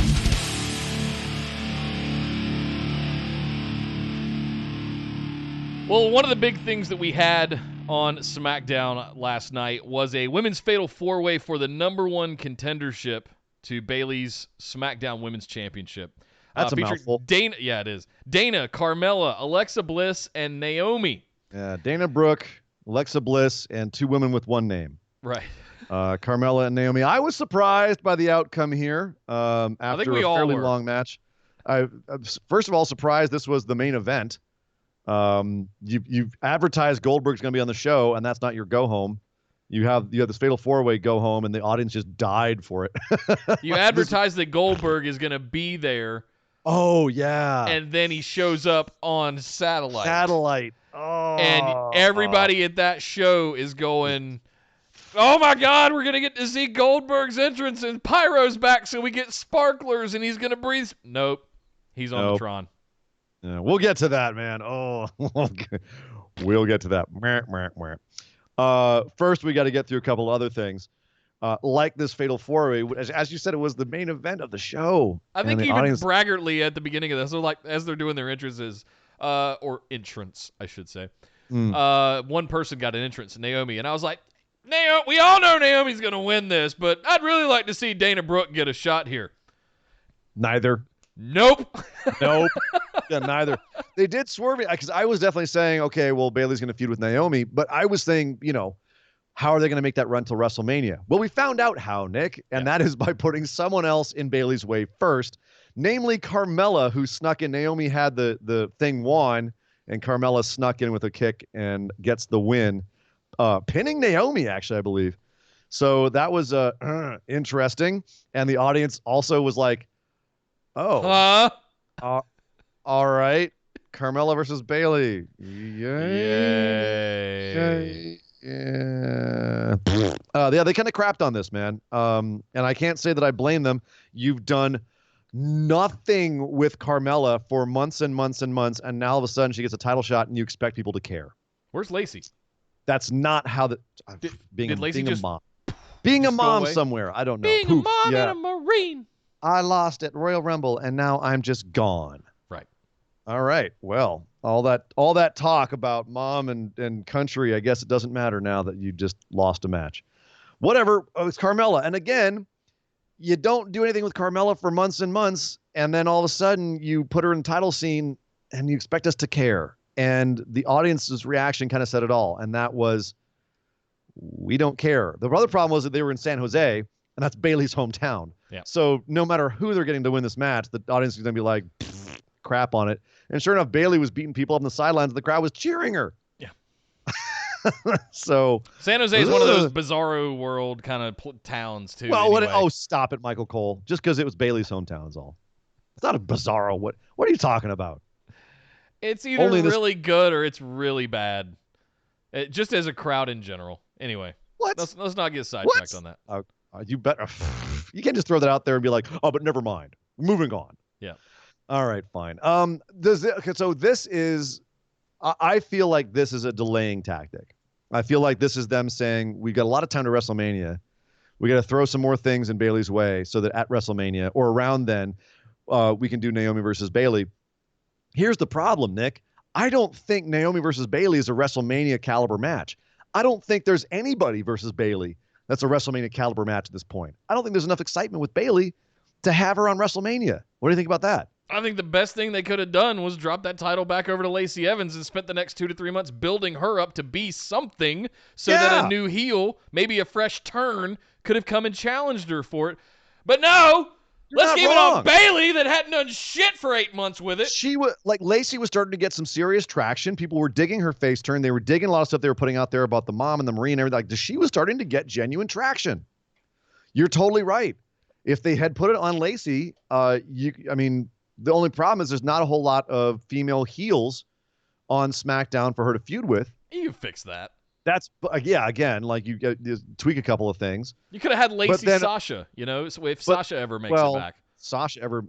Whatever's happening with her, supposedly a ankle injury or possibly a concussion. Again, who knows? Like, what the hell is going on with that woman? Yeah.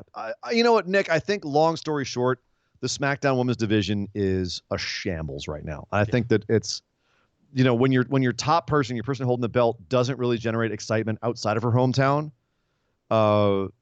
and everyone else in the division has been misused to the point where no one cares. The only other person people care about is Naomi because she's just now freshly back and dressing like dead mouse without the ears. But you've got to do something with Naomi while the iron is still hot. Because really quickly, she's going to get mired down in the mediocrity of everything else in the division. Even Alexa Bliss was in this match, and she was backstage with Nikki before this, promising like, "Oh, I'm going to do something twisted in this match to win." She didn't. She got hornswoggled just like everyone else did by Carmella. She didn't have anything up her sleeve. So now even Alexa's looking kind of like she's the only person who got any kind of sparkle to her besides Naomi.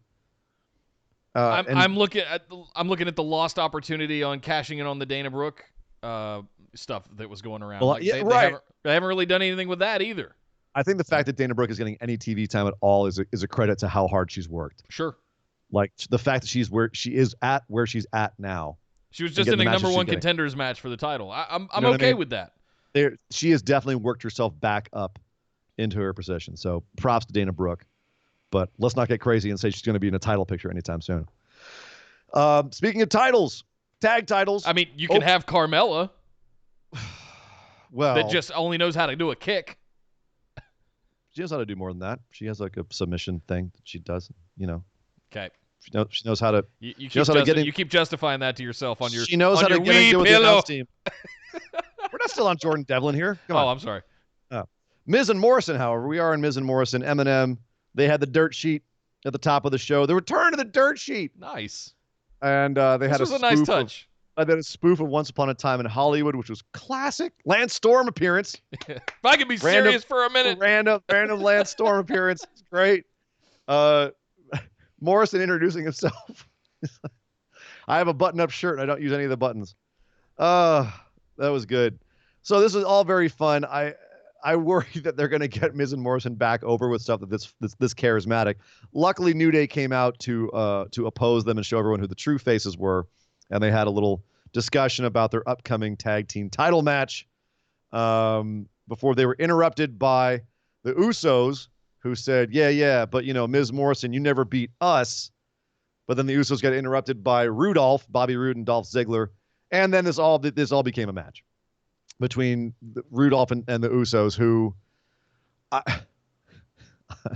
it was a match, Nick. That's really all I can say. I'm shaking my head, but I think I said in the live chat last night, I really miss Bobby Roode when he's really on. This might be one of the better, because he had a good 5+ minutes there where it was just him in the ring working. It looked great. It looked fantastic. Please make him a dick heel in a suit. It's been 2 years. I've been begging for it. We know you guys listen. Please. Let him have a singles run as a dick heel in a suit, for God's sake. Stop putting him with Dolph Ziggler. All right. Dolph Ziggler is a death knell. Oh, God. Somebody talk Nick off the ledge. Go. We're losing him.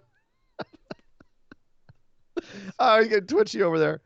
Oh my God! Hey, at least he was off TV for 30 days. At least he's back on TV in a long match for an opening segment. Another match. I was like, what's the point of this? And that's actually, by the way, this is going to become a theme on the show. Is what was the point of this? Yeah. Like there was a point to the women's fatal 4-way match. It was the number one contender. All right, Bobby Roode, Dolph Ziggler versus the Usos. It's just a continuation of the Roman Corbin feud with their underlings or their cousins or whatever. No reason.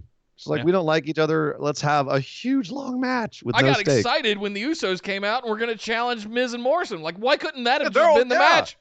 Hey, that would have been great. Put your number one contendership on the line. There we go. Instant stakes. But no. Hey, everybody, remember we got it. We have a real tag team match at the pay-per-view for the championships. But in the meantime, here's something else.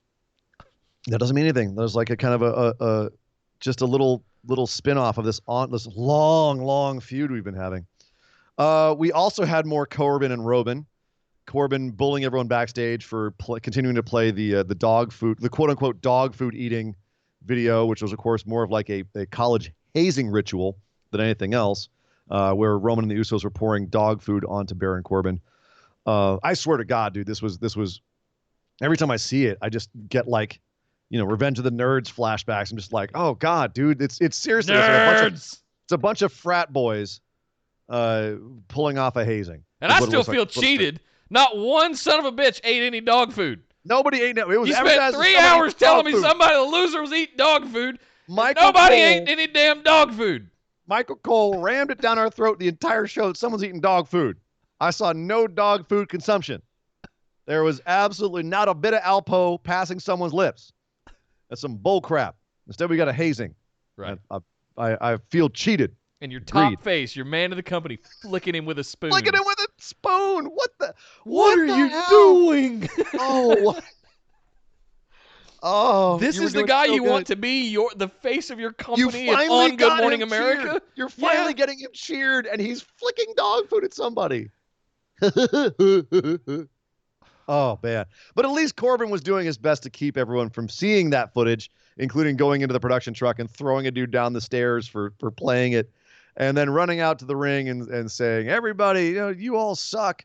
Bullying a fan, pouring beer on him, and gloating about, because he's in San Jose, gloating about his Chiefs beating the Niners, which, of course, was stung a little bit for all the Bay Area cats there. And then Roman came out to chase him off and say, fine, you want more, let's do this in a cage. But he didn't specify when, so I was sitting there the entire rest of the show being like, oh, we getting Corbin Roman in a cage on this show? That's something. Okay. Nope, not in San Jose. We'll set it up here. Usually that's what a heel does. And in fact did at this show was, oh yeah, we're going to have that match, just not here, not now. Right. That's kind of what Roman just did. Yeah. Hey, San Jose, me and Corbin, we're going to have a cage match. But you're going to have to pay to see it because we're not going to have it here. So all that money you spent coming to the show, well, you got Rudolph versus the Usos, so you're welcome. Yeah, remember how he told you Goldberg was going to be here too? Nope. You're not getting that either. No, but you are going to get a 15-minute Elias versus Cesaro match. You're welcome, San Jose. We got Elias versus Cesaro in like the longest match either of these guys have had in months, possibly years on TV. And it didn't matter. There's no point to this match. Anybody, if you're in the chat, explain to me. Nick, explain to me, what was the point of this match? I think they're working really hard on. You've said it yourself here on the show multiple times. Give them 6 months and you can book anybody into a top position. I feel like they might be trying to push Elias a little bit here. You think? Well, but why Elias? His face gimmick is terrible. To you, it's just, yeah, there's a lot of people that like it. I know. I don't understand it. Somebody explain it to me. You like it? Yeah. Okay, explain it to me. What is it? What is it about this pandering? He can't play guitar. The whole point is he's a terrible guitar player who's not a real rock star. He comes out and annoys you because he thinks so highly of himself, and now he's doing it, but we're all supposed to cheer him? Yes. So explain to me why? What? Why? Please. I don't know. I've had my eye on Elias since he showed up. Explain it. Okay. You can't explain it. There's no explanation for it. There's nothing that makes this so that it should be a face gimmick. It's terrible. You don't even have an explanation for it, do you? You're just I'm not going to be. I can't talk to you right now. Right, because you don't have an explanation. I don't have an explanation of why his face gimmick is what it is and why they keep flip-flopping back and forth between him tearing down audiences and getting them over. But it's working. He's made that flip. I think it's more just like the audience is, it's a captive audience and they're being pandered to. And we just saw what was arguably one of the better matches Elias has ever had on TV, and that's for what because it was. They actually gave him time. It wasn't that it was like, a lights-out amazing match. He was working with Cesaro, too, who's amazing. It makes everyone look good. They both looked great. Elias gets a win here. We heard Elias's music. It's like, give it time. Give it a chance. But why does Elias need the win when we're what's going on with Sami Zayn's little crew here? Don't care. Right? Like he's obviously a terrible manager because back to back his boys lost matches because with him right there. Cesaro lost to Elias of all people. Nakamura dropped the title to Braun Strowman. Like this week, and yes, this week Braun Strowman came out to celebrate his title and win, and the Revival came out to mug him, and it looks like the Revival are now part of Sammy's group too, and maybe that's the idea, is Sammy needed to get more guys to get it done, and I'm not mad at the idea of a Sammy-led stable with Nakamura and the Revival and Cesaro. That's tasty. Cool. Fine. But we just had a goddamn 15-minute Elias Cesaro match that Elias won. And I need someone to explain to me what. I don't think anybody's going to be able to convince you how this could possibly be a good thing at this point. Nope, probably not. No, probably not. Yeah, it's including me. But I think it could be a good thing. And I like Elias. To be clear, when Elias is a heel, I think the gimmick is spectacular. I just don't understand why he needs to be a face. Or what the idea is with pushing him so hard as a face. Yeah. Because I think his gimmick stinks as a face. All right. I don't think it works. It's grating to me. The gimmick, yes, I agree with you, but I have a soft spot for Elias. We've wanted to see him do well for a long time. We jokingly said he was Seth Rollins' final form. You know, all of that stuff, He was doing right? just fine as a heel. What? Yeah, he was never winning though. He was there to Doesn't need to win as a heel. That's the whole freaking point, is to make you want to see him get beat. He was. I'm trying to give you some explanation. Is just. There's no talking to you right now. All it's doing is winding me up more because your explanations are not working. They're not. They never do. No, they don't. That's kind of the point. All right, let's talk about Goldberg. Live via satellite. Yeah, that's about it. And now here Michael Cole is going to throw it over to Goldberg on satellite, sitting in his garage. There's like a Dodge Challenger, like couldn't even engine hoist, and it's just couldn't go to a studio. They had to go to his house. He couldn't come out of the house for you guys. He could definitely not come into San Jose. Even though doesn't he live in L.A.? Someone correct me if I'm wrong. I think Goldberg lives in Texas. Oh, you might be right. It might be Texas. Yeah. Anyway, so Goldberg's on TV. So Goldberg, we just have to ask, who's next? Because that's your catchphrase. That's your catchphrase, right? Who's next? And he goes, well, Brock has got his thing going on. He and I are old buddies, ha ha ha, wink wink. But he's got his own hands full with Drew McIntyre. So, I'm Goldberg. So think about the other title. How about the Universal title? And everyone kind of goes, oh, that's the Fiend. And sure enough, up pops Bray Wyatt. And we have a little split screen between Bray Wyatt in the Firefly newsroom when he basically says, beep, beep, beep, beep, beep, beep, beep, beep. Yep. Newsflash, Goldberg, you don't want none of the Fiend. Yeah. Because he'll kill you. Remember that thing with Brock Lesnar where you had it for about 7 seconds? You had the Universal title for about 7 seconds? Goldberg beat Brock in 7 seconds. He and Brock actually had like a 5-minute match at WrestleMania. Sure. Like it was actually for both of them, it was actually kind of a match. Is Goldberg broke, or is he just trying to redeem himself from the Undertaker showing? Yes. He's not broke. I mean, let's look. He's I'm sure financially he's doing fine, but WWE still wants to capitalize on the cachet that is Goldberg. This is going to be the Fiend and Goldberg. It's official, is happening. But it's happening at Super Showdown. It's in Saudi Arabia. Saudi Arabia demands top talent for those shows because they're paying so much. Goldberg counts as that. Yeah. And yes, he needs to be redeemed for the Undertaker match. Is he going to be redeemed by a match with the Fiend? Nope. Who it's going to be another legend on Bray Wyatt's wall in the Firefly Funhouse with the red X's through it. You heard it here first. That's the whole point. What do we expect from this match? Goldberg doesn't work long matches. It's going to be like a no-sell off. Like, who can no-sell more, Goldberg or the Fiend? Like, what even is this going to be? Who's excited for this? Who? Somebody. More explanation required. Somebody in the Facebook discussion group, Discord, in our chat right now, please explain what is exciting about this. Because I'm looking at this like, wow, I'm seeing two trains on the same track. And they're going towards each other, and everyone else is kind of like, oh, yeah, Goldberg versus The Fiend. That's going to be exciting. I'm like, no, it's going to be a train wreck. The trains are going to wreck. It's not good. I get it. Are you excited for this, Nick? Not at all. Okay. And you're a Goldberg dude. Like, big time. Yeah. Also a big Bray Wyatt dude. Okay. But at the same time, this does good for neither one of these guys. The Fiend should be continuing to establish his dominance. I understand that this is a one-off exhibition for Blood Money in Saudi. I want to put that out there on the table. It is what it is. But I don't want the Fiend to be distracted from his absolute plowing through the entire SmackDown men's locker room. And just counting bodies. Right? Clawing everybody, putting everybody down. This is what he's been doing and what he should have been doing the whole damn time. And there's not one sucker that's going to get him until Roman Reigns at Mania. But it is what it is. We just have to accept it, shovel that poop into our mouth, and swallow hard. Oh, Jesus. There's a visual. Nobody wants this. There are people apparently that do, man, because I got blown up about people being like that excited for this. I don't know why. Again, are they not aware of how this is going to go down? Like, what do they possibly expect from this? I don't know.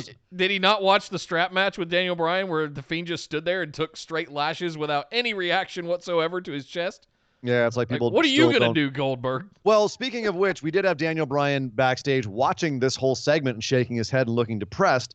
And then Heath Slater came in to try and pep him up and was just acted the fool and basically ended up insulting Daniel Bryan and saying, "Man, it's really stupid of you to go after the Fiend. Like he's just mean. Like why would you tie yourself to him? You're kind of stupid." Daniel Bryan says, "That's cool. Let's continue this conversation in the ring, Heath." Yeah. And then he proceeded to go to the ring and murder Heath Slater, which is you can't do. That man's got kids. And that was just I know it's low hanging fruit. I just had to. But he killed Heath Slater. And the commentary was saying, yep, the Fiend will change you. So are we going to like a darker place with Daniel Bryan finally? He's saying, well, you can't break me. Is it like a slow poison with Daniel Bryan? Like this was the most intriguing thing about SmackDown to me right here is what is going on with Daniel Bryan. Sure. What is happening with Daniel Bryan? I'm looking down the list of everything that happened on SmackDown, and there's not much. There's one thing. There's one thing we have to talk about still. But look, everything else around the world of wrestling right now is kind of firing on all cylinders. Oh yeah. SmackDown, not so much. It's right now of all the shows that we watch week on week, of all the wrestling, of all the hours and hours and hours of wrestling that we watch a week, Nick, SmackDown is definitely the show I dread the most right now. Yeah. And it's not like it's all bad either. It's not, but there's a lot of stuff where I go, okay, one of the things that Raw is doing well is having stories evolve week on week. There's forward progress. There's a feeling that things are happening that have consequence that are going to then continue to evolve the following week. There's not a sense of stasis. Bobby Roode and Dolph Ziggler versus the Usos doesn't change anything, doesn't mean anything. Even Miz and Morrison talking to the New Day doesn't change anything, doesn't evolve anything. The women's number one contendership match, one thing it actually affects. Elias versus Cesaro meant nothing. We had Goldberg and The Fiend get set up. Daniel Bryan, something's happening with him, but we're not sure what. That was the most intriguing thing.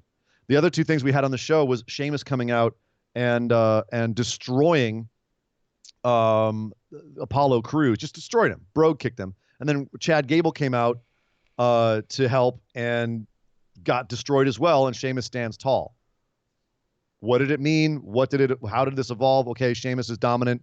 We're putting poor Chad Gable in the rear view mirror, and Sheamus is really strong. How does this change anything? How does this evolve? How does this make us go, cool, I can't wait. But we didn't, because he came back. He came running back out. We're still doing Shorty G. Yeah, he got beat down. Yeah. So we're not putting him in the rear view just yet. But he crushed him. Yeah, he came out to help and he crushed him. If Shorty G had stood tall at the end of this, I would say, yeah, we're still doing this, but he didn't. Sheamus stood tall. And they commentary said, well, who's going to stop the fella? You know what I mean? So is Sheamus going to now, like, is Roman Reigns and Sheamus, are they the next big feud after Corbin's done with them? Like, nothing changed. When we were talking about AEW and NXT, a lot of things I was saying was, tune in next week. Can't wait to see where this goes. Where are they going with this? A lot of that. SmackDown, okay. Bray Wyatt versus Goldberg. Not terribly excited about that, but at least something to look forward to. Sure. Carmella is Bayley's number one contender. Not excited about it, but that's something that's going to be happening. We know we're getting a tag match between Miz Morrison and the New Day. At some point, we're going to get a cage match between Roman and Baron Corbin. That's aging reasons to come back next week. AEW, NXT gave us reasons. Raw gave us reasons. SmackDown is not giving us reasons to come back next week. Nothing's evolving. Nothing's changing. Yep. Even the one thing that I know you loved, which was Otis getting in shape for his Valentine's date, and this montage sequence of him doing all the things to get in shape, was it's setting it up for next week. No, don't you dare blaspheme this. This was amazing. They could have done so much more with this. I think they're going to next week. Well, yeah, but I'm saying as far as setting it up, like they had a couple of nice little funny things in here, but they could have done so much more with this. This was fantastic. Okay. What did you like about it? What did you like about it? Who doesn't love a good montage? Who doesn't love a good, I love a good montage. This was a boring montage. Okay. No, tell me what you liked about it. I disagree.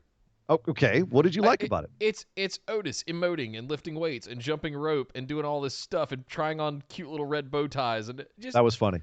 One of the best parts. This is good. And This is good stuff. He comes out with like several different forms of the jacket, like with like these little half shirts, and then little Mandy Rose shirt on, the midriff. Tucker's looking at him. He's got the jacket and he shakes his head and he rips the sleeves off and that was one of the funnier points. Yeah. More of that. This Otis Mandy thing is the best thing going on SmackDown for the last month. Period. I don't like anything else that's going on right now, frankly. And the Daniel Bryan stuff is engaging to me. Well, many you too. Before we move on, I got to give a big old hug and shout out to Miss Esme for dropping $10 in the tip jar. Thank you. You sweetie. Thank you very much. Thank you guys. Oh, that's awesome. Well, with that, Surrey and Dangerous, we're going to jump over and do our moment of positivity.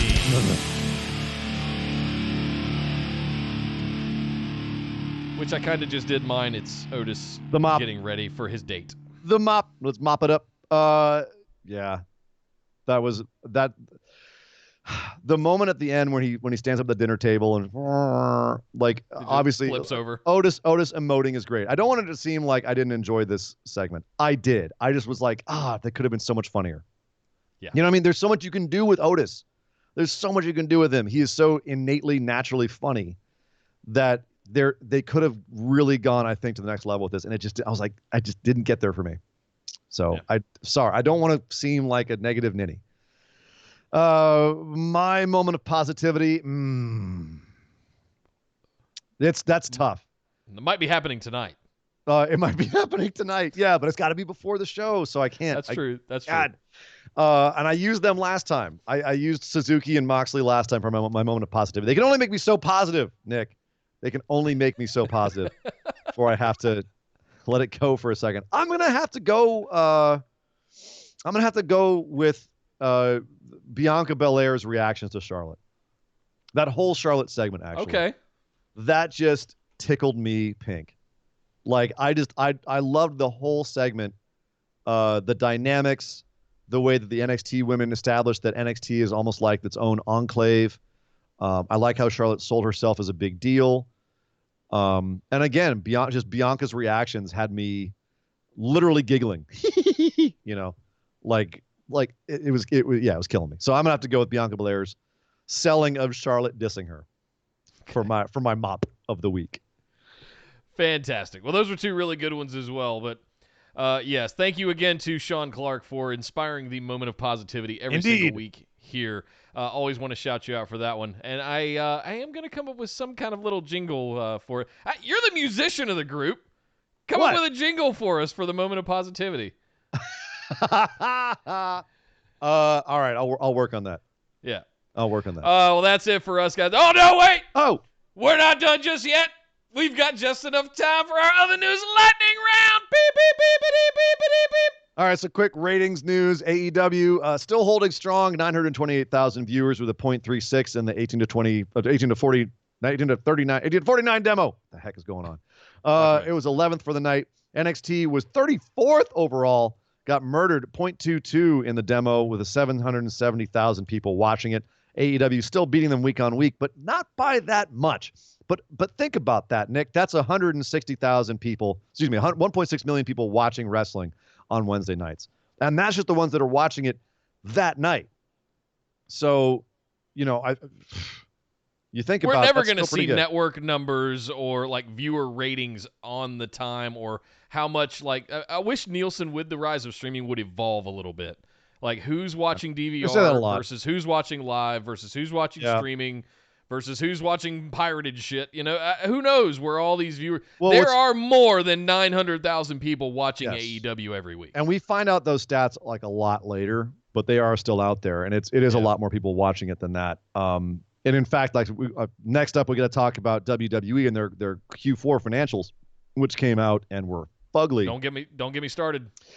Well, I'm about to get you started because they were fugly. And one of the things, like one of the only growth areas that they had was online viewing, was in their, like, what was YouTube and social media was up, but everything else was down 10% year over year, in fact. They did have a revenue growth. Seth Rollins stuff on Twitter, the Hell in a Cell match, all of that stuff, and the whole cancel culture thing we went through in the last quarter of 2019. Cancel culture Definitely affected that. It's a hashtag that goes around. Just all this stuff, cancel the network, all that stuff. Oh. That's not cancel culture. It's cancel culture, but not in the way that a lot of people use the term cancel culture these days. Cancel culture is what got Jim Cornette off of NWA Power. Okay, but overall, WWE was up 18% revenue growth, but that's because of their TV deals, lower revenue from live events, and let's see. Stock was trading at 42.34, which is down 662 from Wednesday. So, my goodness. Let's see what else I got. For it to bottom, and then I'm going to load up. Yeah. Well, that's not a bad idea. So here's the other big nasty one.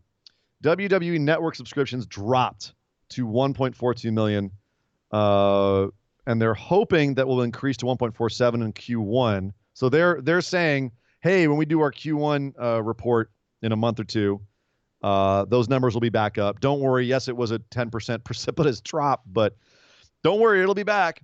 We'll see. That being said, their yearly revenue, their entire year revenue was up 960 million, which is a record high. Operating income was 116.5 million. And you'll have to explain this to me, businessman, but OIBDA, you know what that is? I don't know that one. I don't know that one either. Well, that was 180 million. Apparently, that one's up as well. Third straight year it has increased. So a lot of things up, but definitely seems like there's something rotten in Denmark with the undercutting of their live shows, network subscriptions dropping off. So one of the things, there's also an interesting note here, and interpret this if you can. Cash flows generated by operating activities decreasing to 121.7 million, which is down from 186.7 million. Quote, driven by unfavorable changes in working capital, primarily related to our fourth quarter event in Saudi Arabia and the payment of the prior year's accrued management incentive compensation. Gesundheit. I know what that means. Okay. So the big thing that came out this week was the letting go of the co-presidents. Yeah.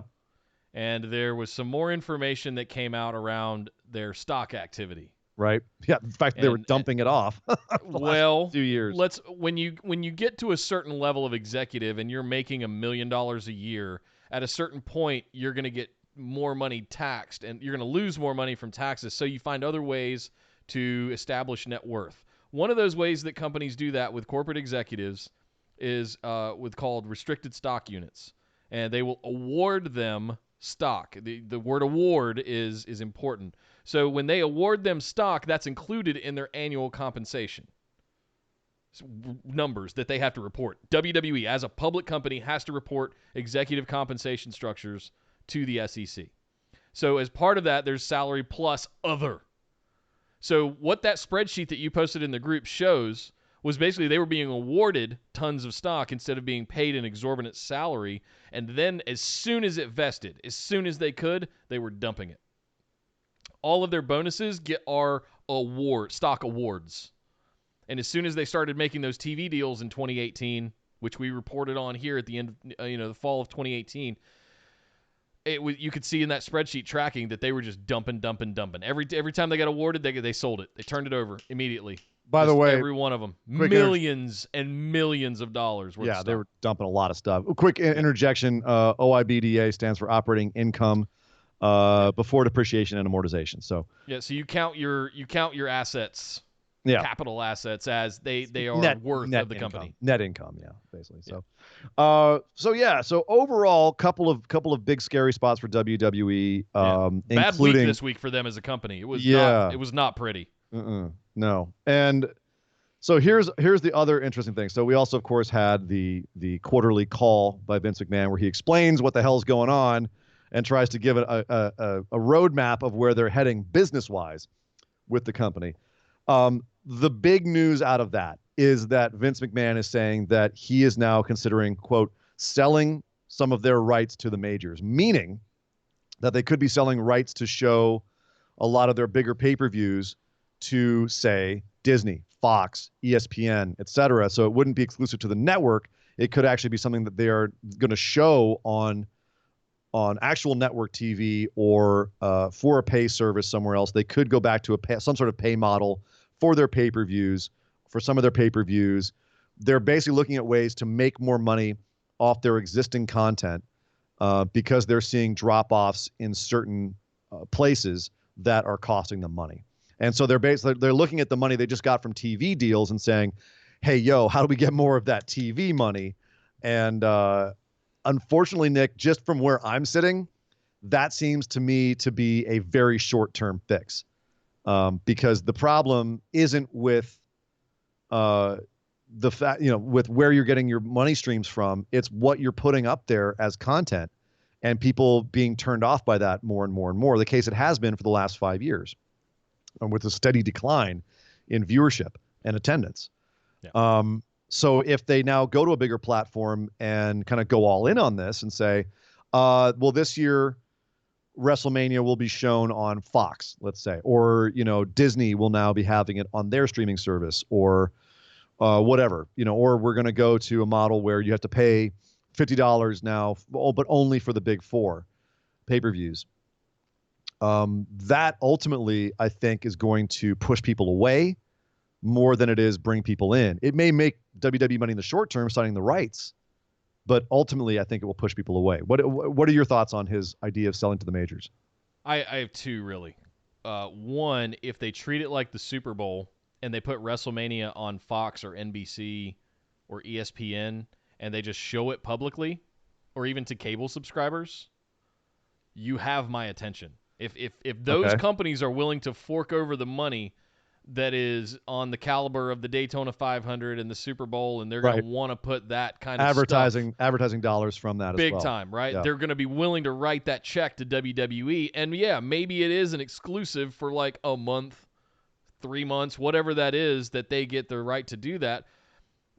I wouldn't be mad at that because I can keep my network subscription and I can still watch it without paying $60. But hold on. You don't think that having people are getting the network to watch their pay-per-views, and all of a sudden the big four pay-per-views are free on Fox, and they're getting money because of the advertising revenue, the way that you do for Super Bowl or the playoffs or whatever, right? Like, doesn't that undercut the value of the network? Point number two, please, was that if this goes away and they put the big four on TV because of the spectacle of it, I can't imagine Fox doesn't want WrestleMania.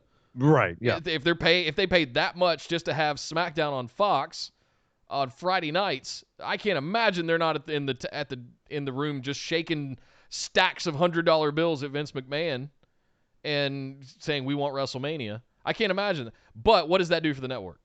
I think it nothing. It undercuts completely undoes the network. It completely undoes the whole value prop of $10 a month to get everything throughout it basically undoes the $120 a year thing. The cost of two pay-per-views 15 years ago for the entire year of pay-per-views. Now, they could go back to doing something where they had the big four on the major networks, a Fox or NBC or ESPN, fine. And then they had maybe 4 or 5 pay-per-views instead of, I don't know, one every month. Cut down on the number of shows you're doing, make us want to tune in more and make us want to invest more, and I would keep the network. Or maybe, drive creative towards making these shows events as opposed to, right now, they kind of haphazardly go towards most of their pay-per-views because they don't have to push the pay-per-view model as hard because it's on the network. You're paying $10 a month, you get the pay-per-views. They're not pushing as hard towards these big shows, and they need to get back to that mentality. And stop giving it away for free. Well, but the thing is that's if you've been giving it away for free now. You let the cat out of the bag. You've opened up Pandora's box. If you go back to charging everyone for every pay-per-view, you're going to see a huge drop-off of people wanting to watch them. Me included. Right. And you do a show on it. God, I've been saying this for 2 years. If they would just introduce tiers, and we thought they were going to with the network overhaul. We thought they were going to introduce some new tiers, and maybe that's still forthcoming. They kind of did. Into the new fiscal year. There's a free tier and now a paid tier. Well, sure. but something other than the $9.99. Like, if you're gonna do this, also give people the option to keep the network and pay more to still have the content. You know, give us options, give us choices. Don't just tell us it's binary 1 or 0. So that's my concern here, is that they're not really thinking this through. Vince has dollar signs in his eyes. He's cashing out, right? He's trying to monetize everything he possibly can. They finally, again, after 20 years, the big deal that he did, with NBC 20 years ago for XFL. Now he's got XFL back, and he's got a Fox and USA deal, $1 billion deals. Yeah. Where else can I cash out of this thing after 40 years? I don't know if he's trying to cash out, but he's been trying to get mainstream acceptance for forever. And, what is more mainstream acceptance than getting a huge 7, 8, 9-figure deal from a major network? That would be the most legitimizing thing that could happen to him, is WrestleMania being on the same level as the Daytona 500, the baseball playoffs, the World Series, the Super Bowl, whatever, because it would go in that category then. But ultimately, that is just, you're shooting the moon, and the support structure for what you've created now is not there. You're losing people because the creative on your product is driving people away. The absolute worst thing they could possibly do would be to take the pay-per-views off of the network and make them exclusive $50 to $60 things again. Agreed. That'd be the worst. It would be the end of the network. Yeah. I'd cancel mine tomorrow if that happened. I'm not kidding. All of its value is now gone. And we've talked about it before with AEW. Like, I even question every time AEW does a pay-per-view, like, am I really going to spend $56? The only reason I do is because of this show. It's what our patrons pay us for. Right. They're giving us the money to buy these pay-per-views so we can tell them what happens. So that's the major part of the financial report. Also saying that AEW is not a factor at all, has not changed any way that they operate, which of course is a lie. They totally have changed some things, but overall, that might be true. They just slightly changed the ship. Yeah. Which way the ship is going. Their focus remains on storyline and resolutions, quote unquote, Vince McMahon. So that is the news about the financial stuff. Let's move on to more exciting stuff. NXT UK was great this week. Trent Seven and Eddie Dennis. Yo, check out that match. They had a steel corners street fight, no padding on the turnbuckles. Badass match. Check that out. Also, one of those. Yeah, check it out. Also, Kaylee Ray told Toni Storm that if she loses an I Quit match against her, she can never challenge for the UK title again. Well, Nick's going to be keeping his eye on that, because if Toni Storm loses, she might be coming over to NXT regular. Where's my tinfoil hat? Yeah, I don't even think you need it for this one, Nick. Right. I think this is tinfoil free. She's coming over. So check out NXT UK this week. Another report came out that Vince McMahon is mad at Matt Riddle. There's a report that came out, scuttlebutt, rumors from backstage, that McMahon felt like Matt Riddle was a, quote, outside guy, and he didn't respect the hierarchy of WWE by tweeting out at Brock Lesnar and Goldberg and kind of basically going over everyone's head to try to create matches where there were none planned. Which is funny because Goldberg was on TV on SmackDown this week, and Matt Riddle tweeted out essentially saying, I'm not going to do what everyone says that I'm going to do, which is that thing. What is the thing that everyone says I'm going to do? Acting innocent.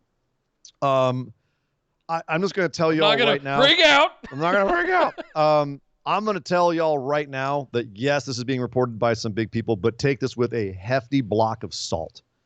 If Matt Riddle were in trouble, it would be a bigger deal than this. If Vince didn't like him, it'd be a bigger deal than this.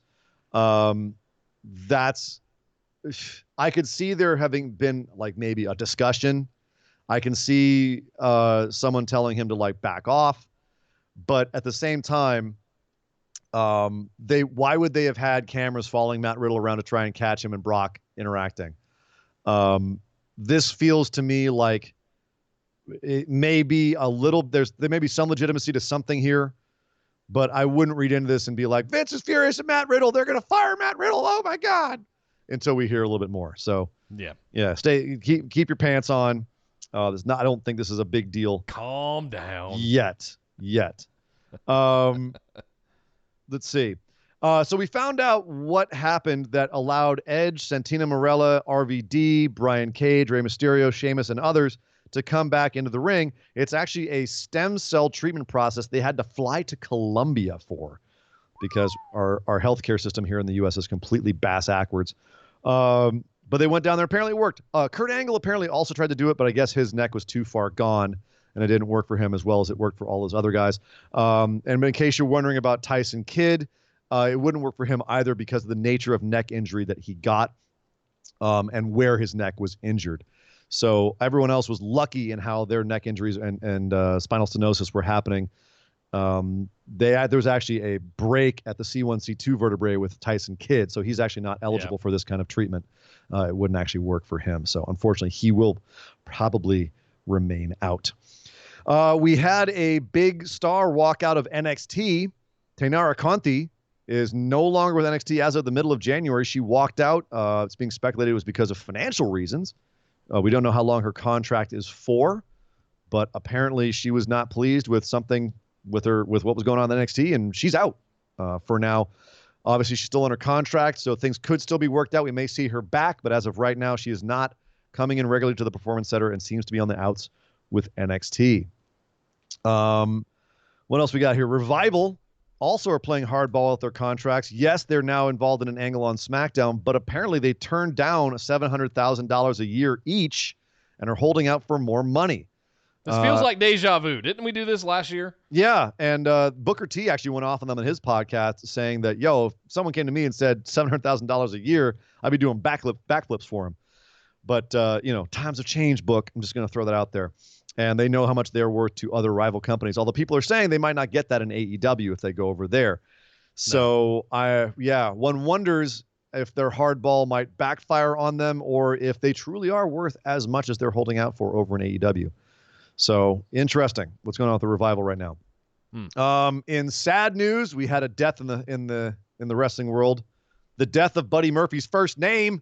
He's now just going by Murphy. Really? Murphy. Another one bites the dust. Now no longer Buddy Murphy. He's just Murphy.